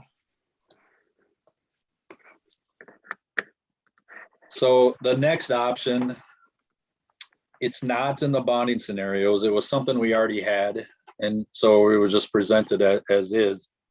And the reason this goes out till 26 is because there's nothing criteria wise with the bond. So don't let this dollar amount fool you versus say like the $8 million bond, because the $8 million bond is not taking account. The two bonding scenarios are not taking account into the already planned revenue for years 25 and 26.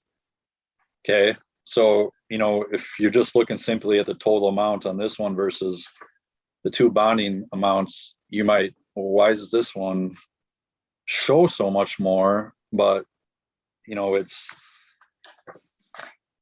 more money than the $8 million bond, because we're not taking account for the fiscal year already planned budgets of 25 and 26. This just simply projects projects out farther, but this would take the assumption you were adding 2 million to the existing status quo in 23, 24, 25, and 26.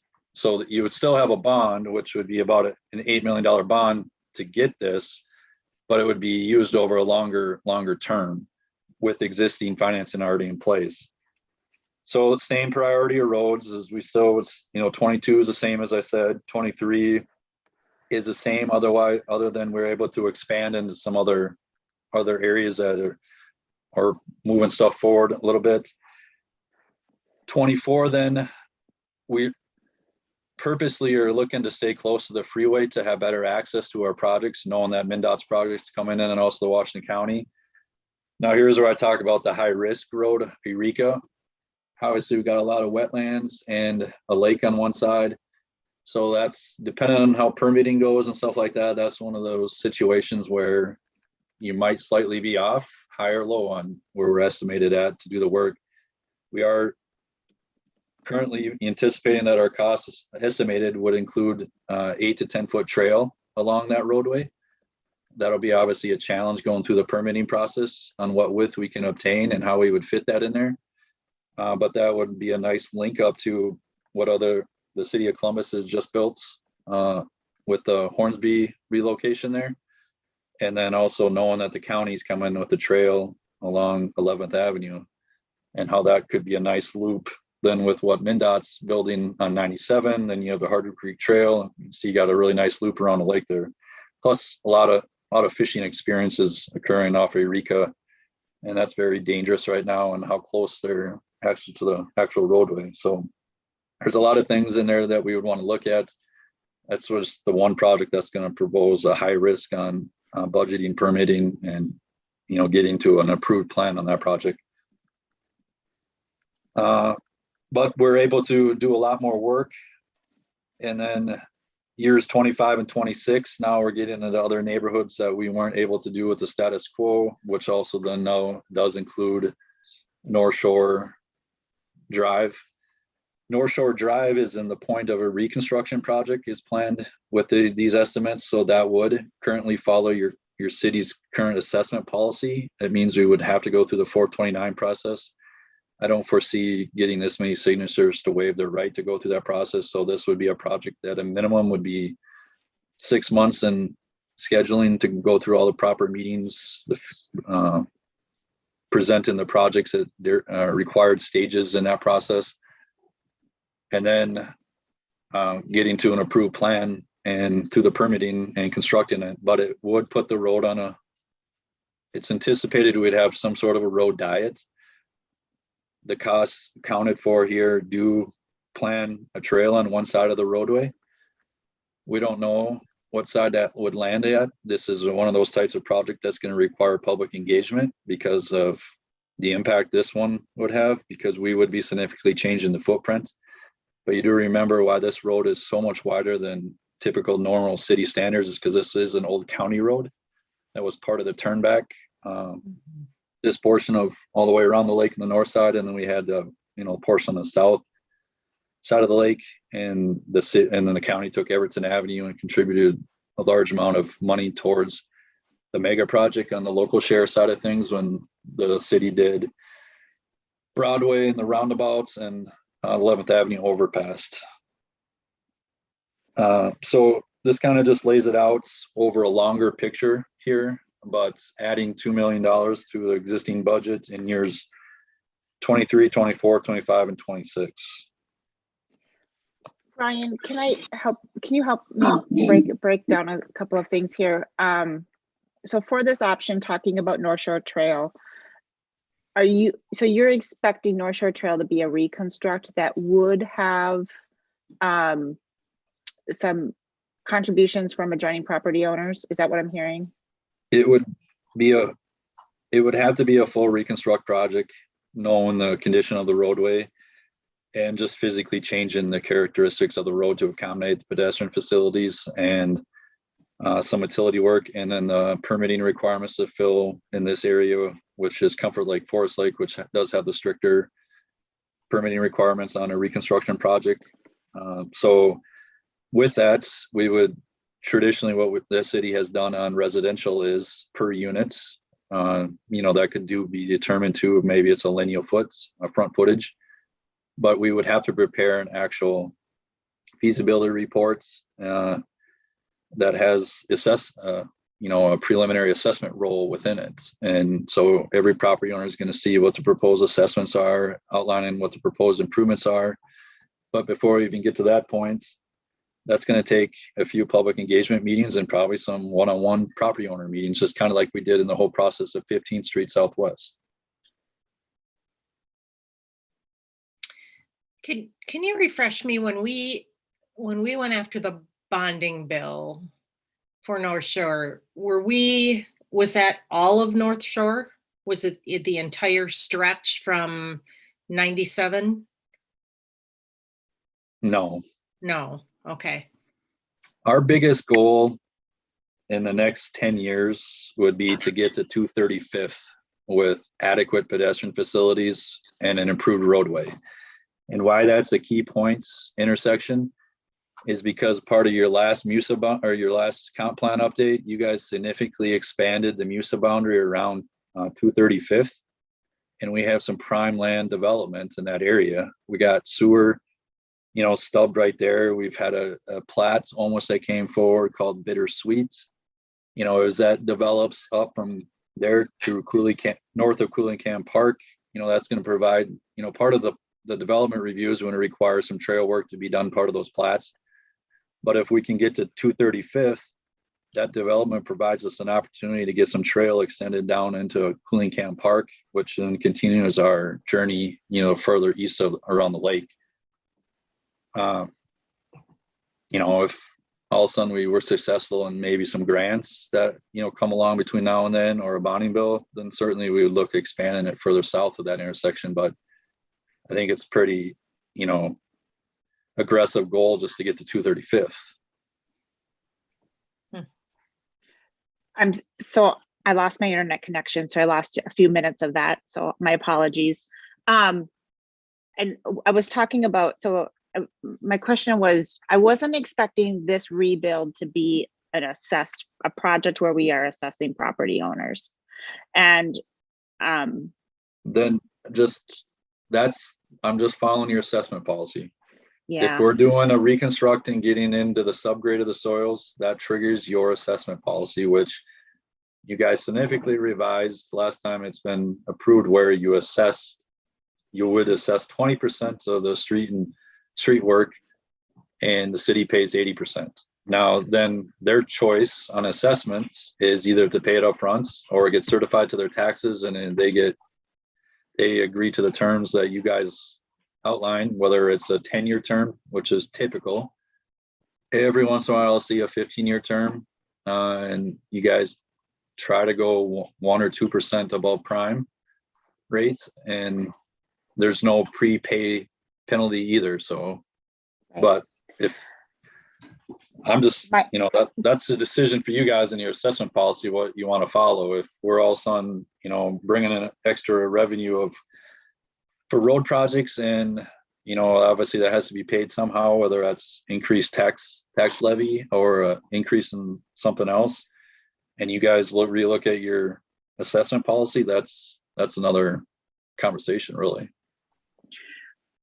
Not to dig too much into this topic tonight because I know we've got a much broader agenda. I have concerns over a success of that project with both assessments for those adjoining property owners and also a trail. It feels that it seems that I think we'll get some pushback on a trail to begin with, just because of what that means for some of those adjoining property owners. I hear community feedback that a trail is very much wanted, but if that's coupled with assessments for property owners, I'm just concerned that this starts to get unpalatable very quickly, or there's a lot of different conflict points. And I do appreciate that this is part, that, you know, this section is part of the plan. I think it needs to be part of the plan. I just think there's a lot of moving pieces that we need to solve for. And I guess I'm open to feedback from other council members, and then also staff's recommendation on how do we unpack some of these concerns.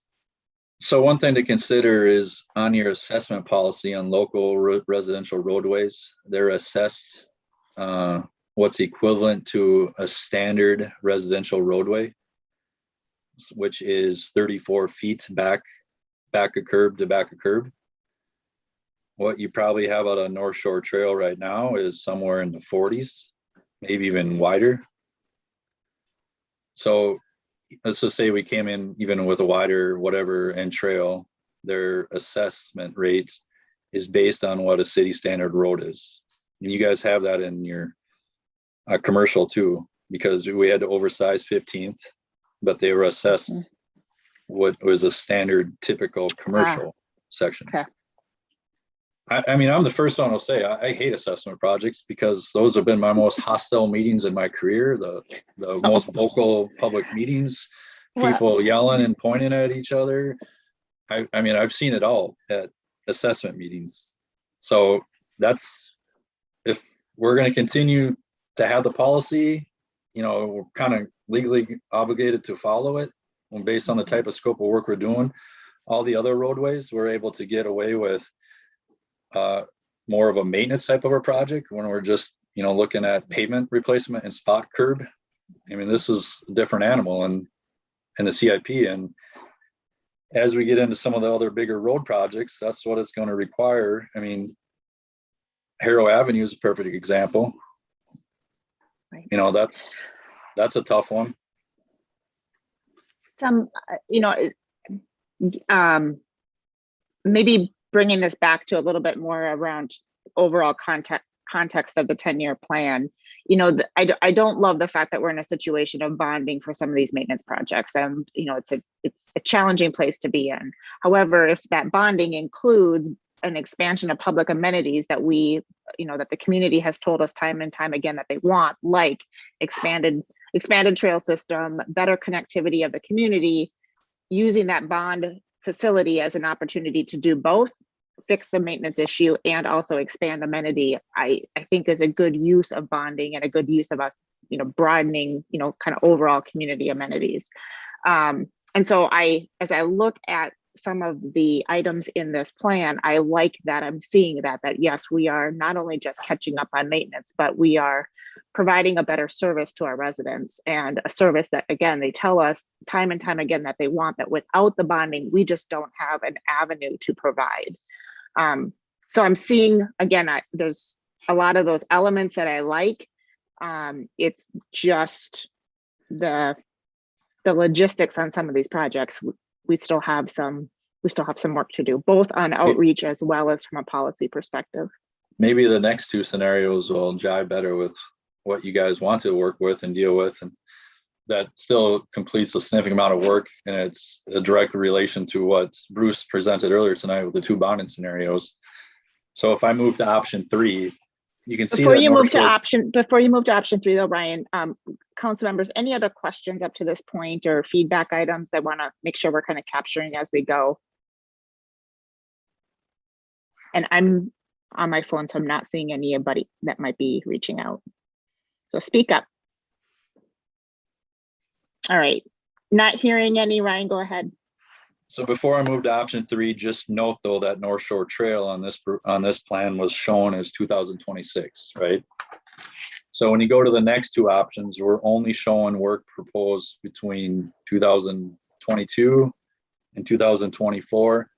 But that therefore, then we're not taking account for the already known revenues in 25 and 26. So that's why, again, North Shore is not shown here, because there's basically $2 million that we've just taken off by not going out 2 years more, right? So let's just say you're able to accomplish one of the next two scenarios. Well, come year 25, you know you're going to have your status quo budgets, and maybe then that's, you start that whole conversation North Shore Trail, if that's, you know, where the desire is to go, or there's other major needs within the city. But this basically takes the $4 million bond, lay it on top of your existing revenue, and really spread it out over the 23-24 construction season. So here you can see what we'd be able to accomplish. Again, year 22 stays the same, and we're able to, you know, do what we're able to do for the year. But the bond revenues would be spread, the new bond revenues would be spread over the 23-24 construction season.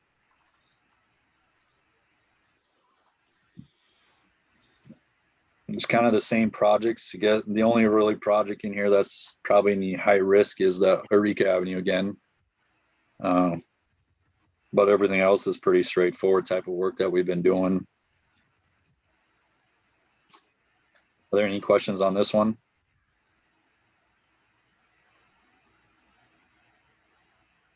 Again, this is, you know, laid out on priorities that Public Works and I have worked together and identified. And then year 24 is obviously work that's needed where it's planned and strategically located close to the freeway again, to ensure that we have good access to our construction site from bituminous plants and concrete plants, knowing that MnDOT is planning there and Highway 97 working 2024, and Washington County is planning the recon of Everton Avenue too. So,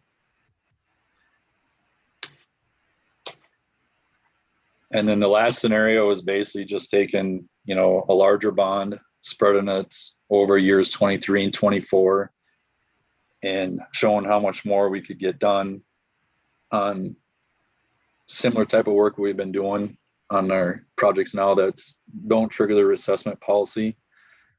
But you really able to knock out a lot of the roads that were rated in the 3 and 4s that were shown on a map a long time ago. And then, you know, really putting the city in a very good position come year 25. So even, you know, of all these scenarios, you know, I heard the most discussion on North Shore. Okay. So, well, let's say, you know, one of these two options, the last two options that we just talked about, is the route you guys go or something similar to it. And then you go, you know, ultimately decided by 25, you wanted to start something on North Shore Trail, right? Well, ideally, that project should probably start conversation-wise with property owners in 23. So, you know, when we lay this all out there, that's something to think about too. Because also, if we can have that conversation start in 23 with those property owners, a lot of the other things will go hopefully more efficient and better well supported if we start early and upfront with the property owners. And it also does buy some time for us to chase some dollars between now and then, you know. Mhm. So that's just, you know, something to consider, because you know there's going to be other LRIP application rounds coming up between now and then, you know. So that's something that would be an option out there. You know, the bonding is another scenario that's available, or even just some of the trail work. We could go after some grants that are available through that, you know, whether it's the DNR grant that we've been successful twice down in the city, or if there's a safe routes to school thing. You know, it's hard here because there's no schools, but there's sometimes some trail stuff through the Met Council or other DNR grant stuff. So that just gives us more opportunity to continue to try to buy down some of those costs. And a lot of stuff thrown at you tonight. Mhm. Just wanted to simplify it with pictures related to 4 separate scenarios. The third and fourth pages that we have within your packets are the two scenarios that Ellers has within their bonding projections, and only show out to 24. Thus why it doesn't encompass probably as much roadway as your second option that you saw. But, you know, I think one of these two options are very good in setting up city where they want to be based on what you guys have heard and, you know, all your surveys and public requests for feedback. But then if, you know, truly if North Shore is your trophy project we want to accomplish in, you know, in this timeline, 23 would be a great time to start that conversation to lead into a 25 construction project. And it's with that type of a project, it's going to have to be a 2-year project because we'll want it to go through a freeze thaw cycle before we finish the last lift of the roadway. So there would be some carryover work automatically into 26 anyways.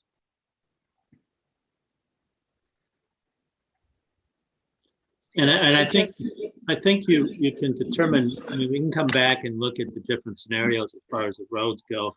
I mean, if North Shore is a priority, that doesn't mean an $8 million bond can't help fund that. We can talk about what the policy is for assessment and things like that. So, you know, while these are some of the preferred options, if we get a feedback from council that North Shore should be moved up in the schedule, you know, if we bond $8 million, that can happen. So I think we have to determine what the dollar amount is first, and then if you're willing to do an $8 million or $10 million bond, if we're talking about equipment as well, but $8 million of that going to streets, we would have to come back and tell you what, depending on your feedback, what your priorities are, where those would all sit.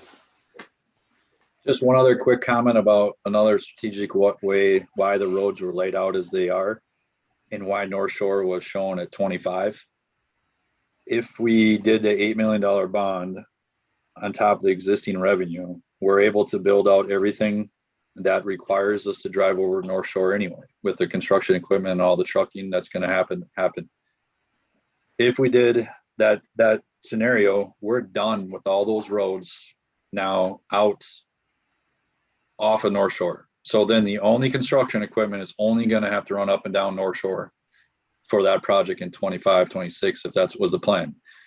So that's something else that we kind of consider too, because if all of a sudden we came in and did North Shore now, but we left all those other roads and fingers to come, that's how much more construction traffic that's going to be brought down North Shore Trail after we invested in a brand new project. I appreciate all of the feedback, and there's a lot to digest here.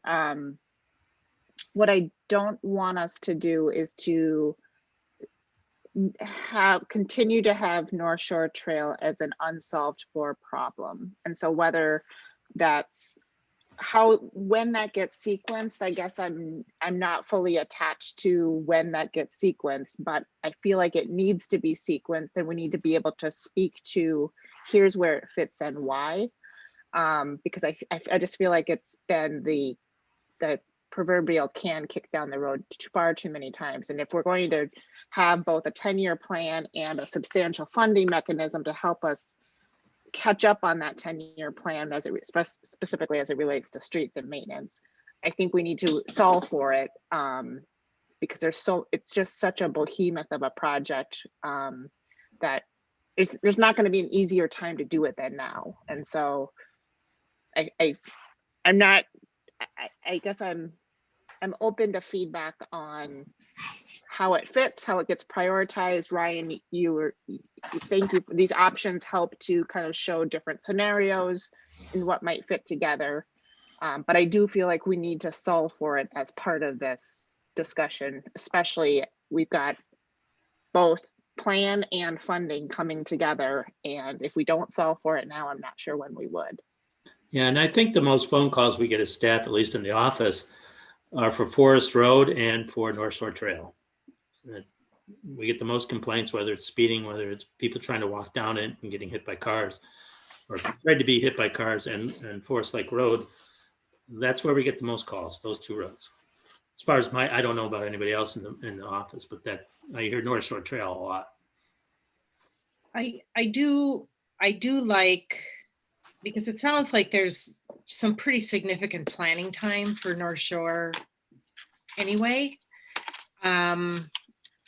You know, my initial reaction to this is, you know, I like kind of accelerating some of these other projects and kind of getting them wrapped up over the course of a couple of years, like these last two scenarios show us, you know, but simultaneously starting to have those conversations with those residents, kind of doing some of that kind of background preliminary work that we need to get done, so that they're aware that this is top of mind for us as well. I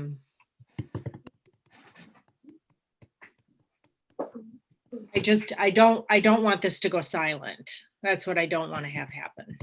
Well, with any of the two bonding scenario options, the third and fourth option shown you tonight, you could easily say 25 is North Shore Trail, starting from 61 working north, right? Mhm. Because this just doesn't show that, because the bond money needed to be spent in a certain time frame. So that's why we only show till 24. Mhm. So you could easily in 25 say, yep, North Shore, we're gonna go. We could, you know, even make the decision if favorable bids are received to carry the savings forward to go towards North Shore. You guys can have the discussion what we want to do with the assessment policy. Potentially by 26, 27 for sure, we'll have our state aid construction funds back available to our local roadways instead of the co-op agreement projects. So there, I mean, there's funding coming without even doing anything additional in said year 25, 26, and 27. But this is obvious. I mean, look at Washington County. Everton Avenue is scheduled for 24 construction, and look how much work they've done, you know, already. Mhm.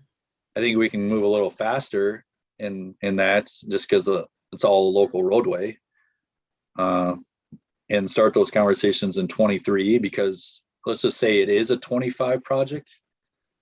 Well, take January 1st, 6 months before that, we already have to be starting the meeting for the 429 process, you know, so that's already full-blown presentations and stuff come middle of 2024, because we'll want to bid, you know, make sure that bidding window of January to March, just so making sure contractors aren't getting full in the year. So even though it is, say, a Plan 25 project, it's really, a lot of the work's gonna be starting much earlier than that. And Ryan, so even if we did not use bond proceeds for North Shore Trail, you can see how North Shore Trail could fit into a project scenario starting in 25, just based on other sources of revenue and other priorities. We would not be able to get the full length as shown on the one scenario that you saw. Okay. We would have to, you know, segment 1 year, another segment next year, unless there was a separate bond done at that said time, or we were successful in a grant. Right. Or in the perfect world, if it was still an assessment project, everybody paid their assessments up front. But I you know, I lay out the costs as the city would have to finance everything right up front, because traditionally property owners defer to assessments over a said time. There's a few every project that would pay right up front, so they don't have to pay any interest on it, but that's rare. Yeah. Ryan, is it too early to have those conversations about North Shore Trail even starting this summer? I mean, it looks like the goal is for 2025, but just kind of get the ball rolling and say, this is what we're looking at and what that we're looking at for 4 years and what could happen. What are we doing Yeah, on we Thursday? could- Let's start. We could have those anytime, but I think that the staff is looking for some commitment from the decision makers on what plan we're following, because if we don't do anything, we stay status quo, we got to react to what's the worst of the worst, you know, and that might not be North Shore, because some of the seal coats out there do camouflage some of our roadways pretty well. And then when that stuff starts breaking off that road, they go fast. And, that's where we have to react to some of those spots because, we're not quite where we want to be. And, two of these scenarios certainly help on some of those decisions, and where Public Works is trying to guide just day-to-day maintenance, because we don't want to also put a lot of patching and day-to-day maintenance. And then all of a sudden next year we change a different plan, right? And then, so that's all strategically planned out too on what type of maintenance the Public Works is doing. So if we know we have a road coming in 22 or 23, yeah, they're probably going to do minimal maintenance and spend the dollars on other stuff to preserve those roads longer. But we can easily pull all the addresses off that abut to North Shore off the GIS and make a mailing label and send it out to, it could even be whether it's the property owner or a tenant address. Some of these are rentals, so everybody gets it. And then we could hopefully have a public in-person open house would be ideal for this situation, this type of road, because what we would do is print off a very large aerial, lay it on a table. That way, when people come in, they can specifically talk about their property and point to it on a map to find out any local issues or concerns, or have some simple stuff, forms to fill out, supportive of what type of trail improvements, supportive of what side, all that kind of stuff too. So.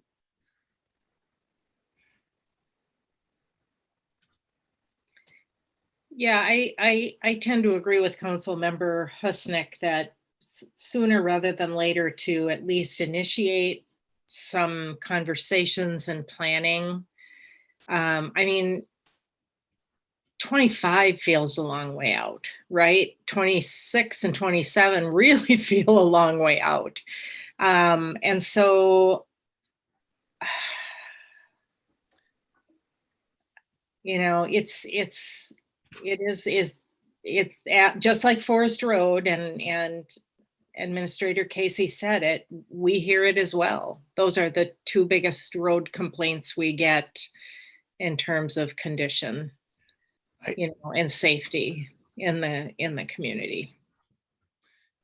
Kathy and everybody, from my perspective, I just want everybody to know that we're borrowing money as it is to do these projects, even though the money is fairly cheap and that sort of thing, but there's a limit.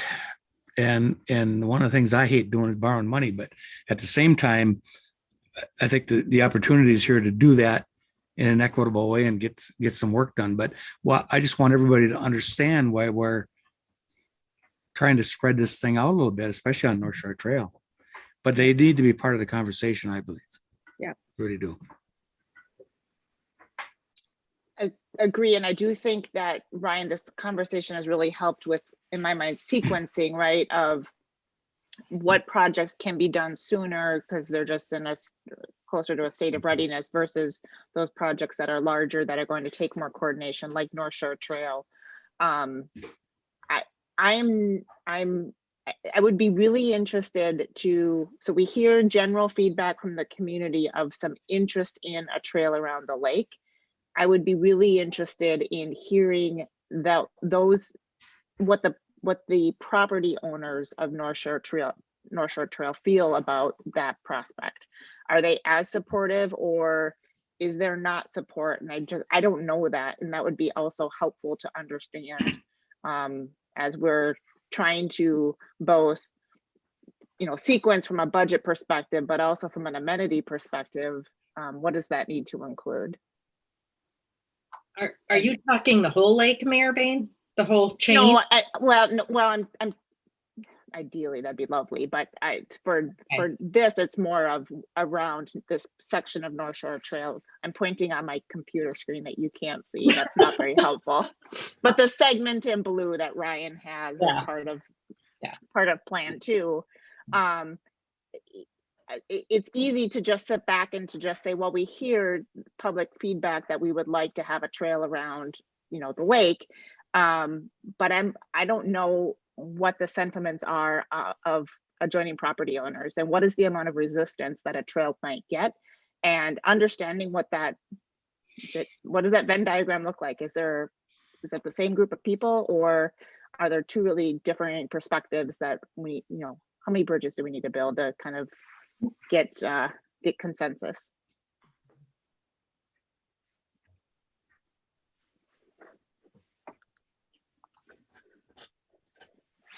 So all of that also to say, gathering some of that feedback sooner rather than later would be incredibly helpful. And then also, Ryan, you've just laid out some of the, tactical limitations of what is that going to take to have a successful North Shore Trail project.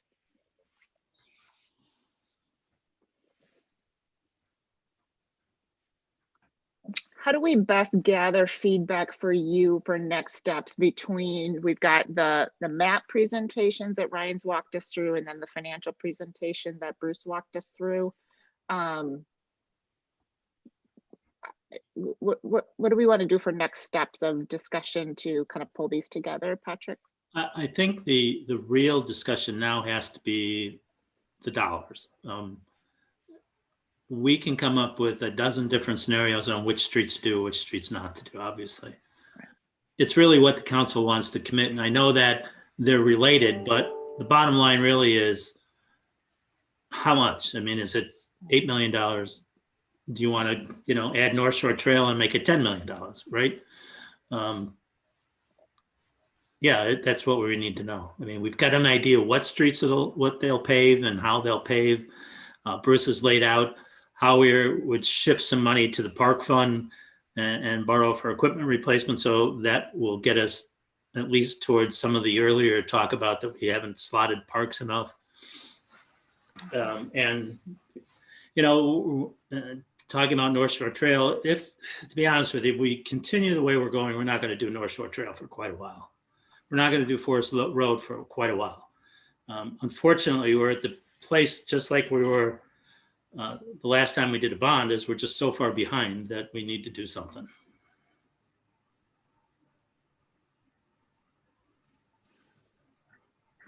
I could use some more time with Bruce's presentation. Bruce, is that something that we could get emailed to council? And then I would recommend that we have another a discussion topic on next week's agenda, just to circle back on all of this. I suspect that when we get into some of Bruce's presentation again, we'll have some additional questions, and then opportunity to ferret out those questions, and then what some next steps might look like.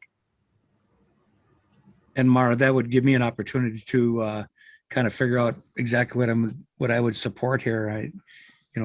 Just circle back a little tiny bit there and really get into this. And the needs are great, and but at the same time, we have to try to get the best bang for our buck.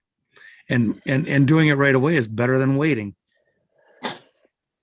Yeah, and we have some time. I mean, we wouldn't be selling bonds this month or next month. We have some time to work our way through this and decide what the right mix of streets and parks, or what right mix of dollars are. So I think it's worth continuing the discussion. What's the bond term that's considered? Was it a 10-year bond?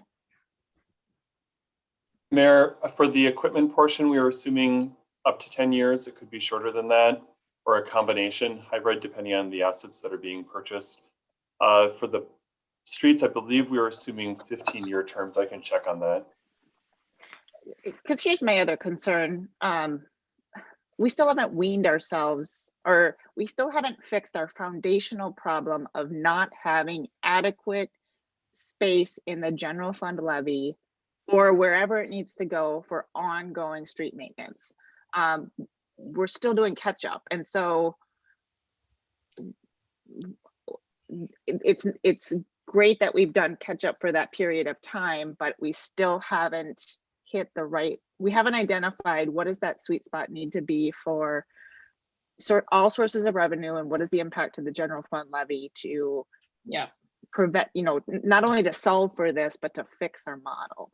Yeah, and I know that's a huge challenge, but that does still weigh on me because we're still using debt to recover from what's been behind. Yeah, and trying to get to that sweet spot, as you say, we won't get there with how we're trying to catch up now with $50,000 or $100,000 a year, obviously. Will not, no, will I not. would speculate, just for streets at this point, an annual budget of 1.2 to 1.5 million dollars has to come every year just to keep up with all the streets. You've got a lot of miles of roads, and if we can ever get to that number, that's what I would say the number has got to be close to. And that's not counting, and that's not contributing to when the county comes in and does a share road, or when the state comes in and do a share road. Talking about $1 million to $1.5 million for just our local roads. I think we need to start seeing numbers like that as part of the plan of, you know, when would that need to kick in? When would we need to commit to that to kind of start to see that we're not only doing the debt proceeds, but we're also building, the pool that's needed for as needed maintenance. I think we're getting closer to that, but we still haven't solved for our foundational challenge. Yeah. Starting to fix some roads, starting to do some great projects, but the underlying financial challenge is still, I feel like we don't quite have all the pieces in place. And frankly, a 10-year plan, Patrick, we've talked about this, a 10-year plan might not go far enough to do that. We might need to push that out to show, but I think that's a powerful communication tool because it really describes, our historical rates are not producing for the community the results that the community expects, and we need to solve for that. Yeah, and that's a challenge, and that's one of the, we presented in, I think, the first scenario, continuing to raise that levy, whatever the dollars were, is a 50 or to 100,000 a year, and that's, you can't raise it $1 million in 1 year. It's probably will be 15 years before you might even get close to that. But in the meantime, if you don't fund it with bond dollars, you're just going to need $5 million or something because your roads are just really going to crap. So you kind of need to do a hybrid as much as it's difficult to bond and to borrow money, which I agree that it's not always the thing you want to do. But right now, we still are trying to add to the levy on an annual basis, not only here, but parks, so we can get to that place where it's self-supporting. But got a long way to go. And yeah, we will circle back and try to include that in the plan again, or at least show you where it is in the plan. But you're also going to see levy bonding dollars and the levy impact of what that's going to take. So. And it's a little overwhelming, because we are playing catch up in a major way and trying to balance that with operational needs, and keeping an eye on our taxpayers, simultaneously. It's just a lot to balance and to process and think about and take in. And just to add on that, there's a lot of unique things about Forest Lake that a lot of people just don't fully grasp or consider. A large portion of your city is, built in the 60s through the 80s, right? Mm-hmm. And then you had a big boom again in the 80s and the 90s. Some of those newer communities that are just booming and growing are all brand, like you take the city of Ramsey, right? What's their oldest stuff in that city? They don't have to deal with all the other stuff. But here we got a lot of old intersections that were left that were outdated. We tackled the Goodview one. MnDOT would have probably would not have been there yet. That took a substantial amount of local funding. We still got intersections like Harrow Avenue and some other places like that. But then you got all these gravel roads still that's the development hasn't filled out yet. And so you just got uniqueness of everything, the old to the new to the underdeveloped. And that's one of the reasons we're really pushing MnDOT and the county to make decisions in their CIP farther than the 5 year that they show. Because then all of a sudden now Highway 97 came up, right? Well, we have to adjust for that because that's going to take a local share on that. And our only mechanism to contribute is our state aid construction fund that doesn't hurt the taxpayers. And when you have a bunch of those in a row, well, then there goes your construction state aid funding, but it's also a direct equivalence of what's happened in town. All the development, you guys are seeing the redevelopment, the growth, the expansion, the schools, so there's a lot of things that are in the works, and it's all happening at once.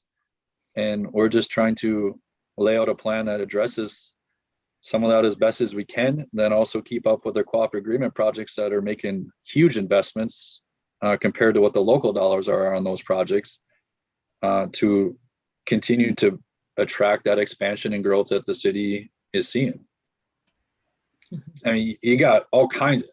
This is the most variety of work I see in anywhere, of anywhere I work, just because of the old and the new and the county and the states and the watershed and the lakes. And I mean, there's stuff happening everywhere. There's so many things going on in town you guys don't know about that. I mean, the staff is running, Public Works is never sitting still. I mean, just dealing with so many things and doing so much work on their own instead of contracting it out and saving a lot of money that way too. So there's just so many different things going on. You got to have the old fashioned to-do list. Well, and one of the things that getting back to a 10-year plan that we haven't discussed, and you may hang me for saying this again, but we have to look at possible alternative revenues. And the one that comes to mind is a local sales tax that's based on a project plan. If you think about Forest Lake and the retail center that you have along I-35 with the Target and Walmart and all those big box stores, that could be a big impact on some revenue without affecting your citizens as much because of the number of outside Forest Lake citizens that come and shop there. So basically you have them funding your road improvements or your park improvements. Now, that's a difficult road because you have to go to the legislature and you have to have a referendum. But if it's project specific, there may be, some traction on that from the public and if we can explain it the right way, to look at that favorably. But that's something we haven't really gotten too much into yet, but we have to look at some other alternatives as well. We did talk about an analysis a while ago on that, trying to assess what that revenue stream would look like and what percentage of it would come from our local residents and what percentage of it would come from outside. Yeah, and I'm not sure that we can get how much would be the local residents. We could get sales tax data, but I don't think I'm almost positive you don't collect sales tax and ask most of them don't ask what zip code you live in. So that may be a little difficult, but we'll talk a little bit more internally about if that's. It's a cashless society. I mean, it's trending more and more to a cashless society. There's all kinds of data available. Yeah. So if one of these pieces feeds the other, right? So I think having this inventory in place is a great place to start. Even as we might all agree, it's not yet complete, but it's getting closer. Having the gaps identified is helpful of what's not yet addressed, and then starting to put the quantification on it of, what is that, with current sources of revenue, what does that look like? And then that's a great, next question that goes to the community of what are some of our alternatives, or how do other communities solve for these challenges? And that's a great opportunity to start to pose that question and, get some information and input on what is the appetite. If you were to just, blindly ask me on the street, how do I feel about it? I probably hate the idea. But if you tell me, here's our current need assessment within the community and what you say you want parks, you want trails, you want connectivity, you want these things. And we've got a unique, retail center that is a regional draw. Some may be more open to that conversation with the broader context. And so I think, first point of public output, tonight is probably around, North Shore Trail, but I think, some of these other questions also should be points of public input, and just part of us socializing this plan and having some conversation with the community on what do we now know? What are some of the limitations, and looking for some specific input? They'll tell us if we ask. Yep. We know that.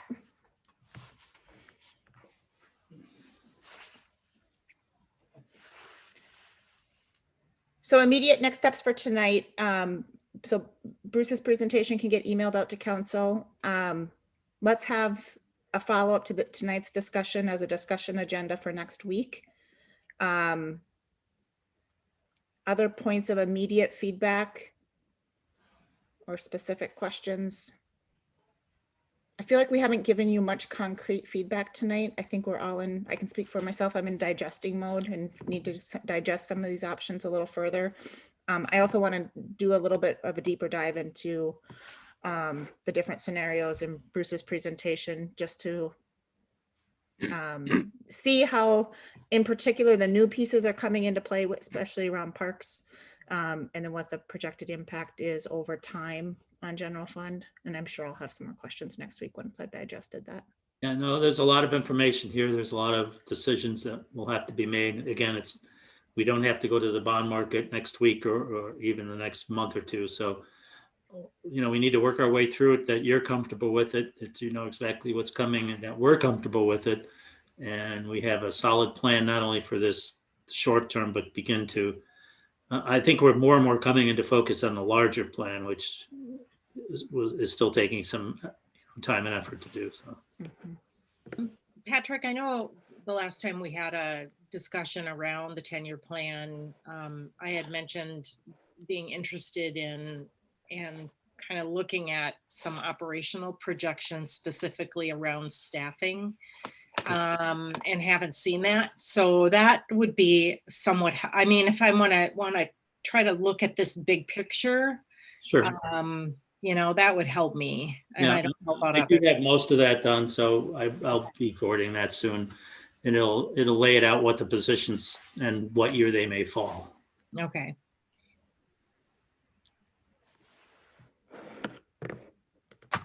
Other detail or elements from the plan that would be helpful to have redistributed at this point?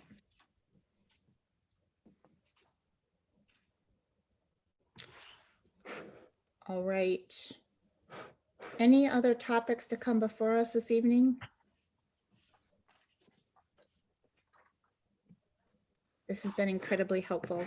Another information-packed evening, so thank you, everybody. And not hearing anything further, I will entertain a motion to adjourn. So moved. I'll second. Motion from Councilmember Byström and a second from Councilmember Husnick. Karen, could we do a roll call for adjournment, please? Councilmember Husnick, Aye. Councilmember Byström, Aye. Councilmember Valento, Aye. Mayor Bain. Aye. We're adjourned. Thank you all. Good evening. Right. Good night.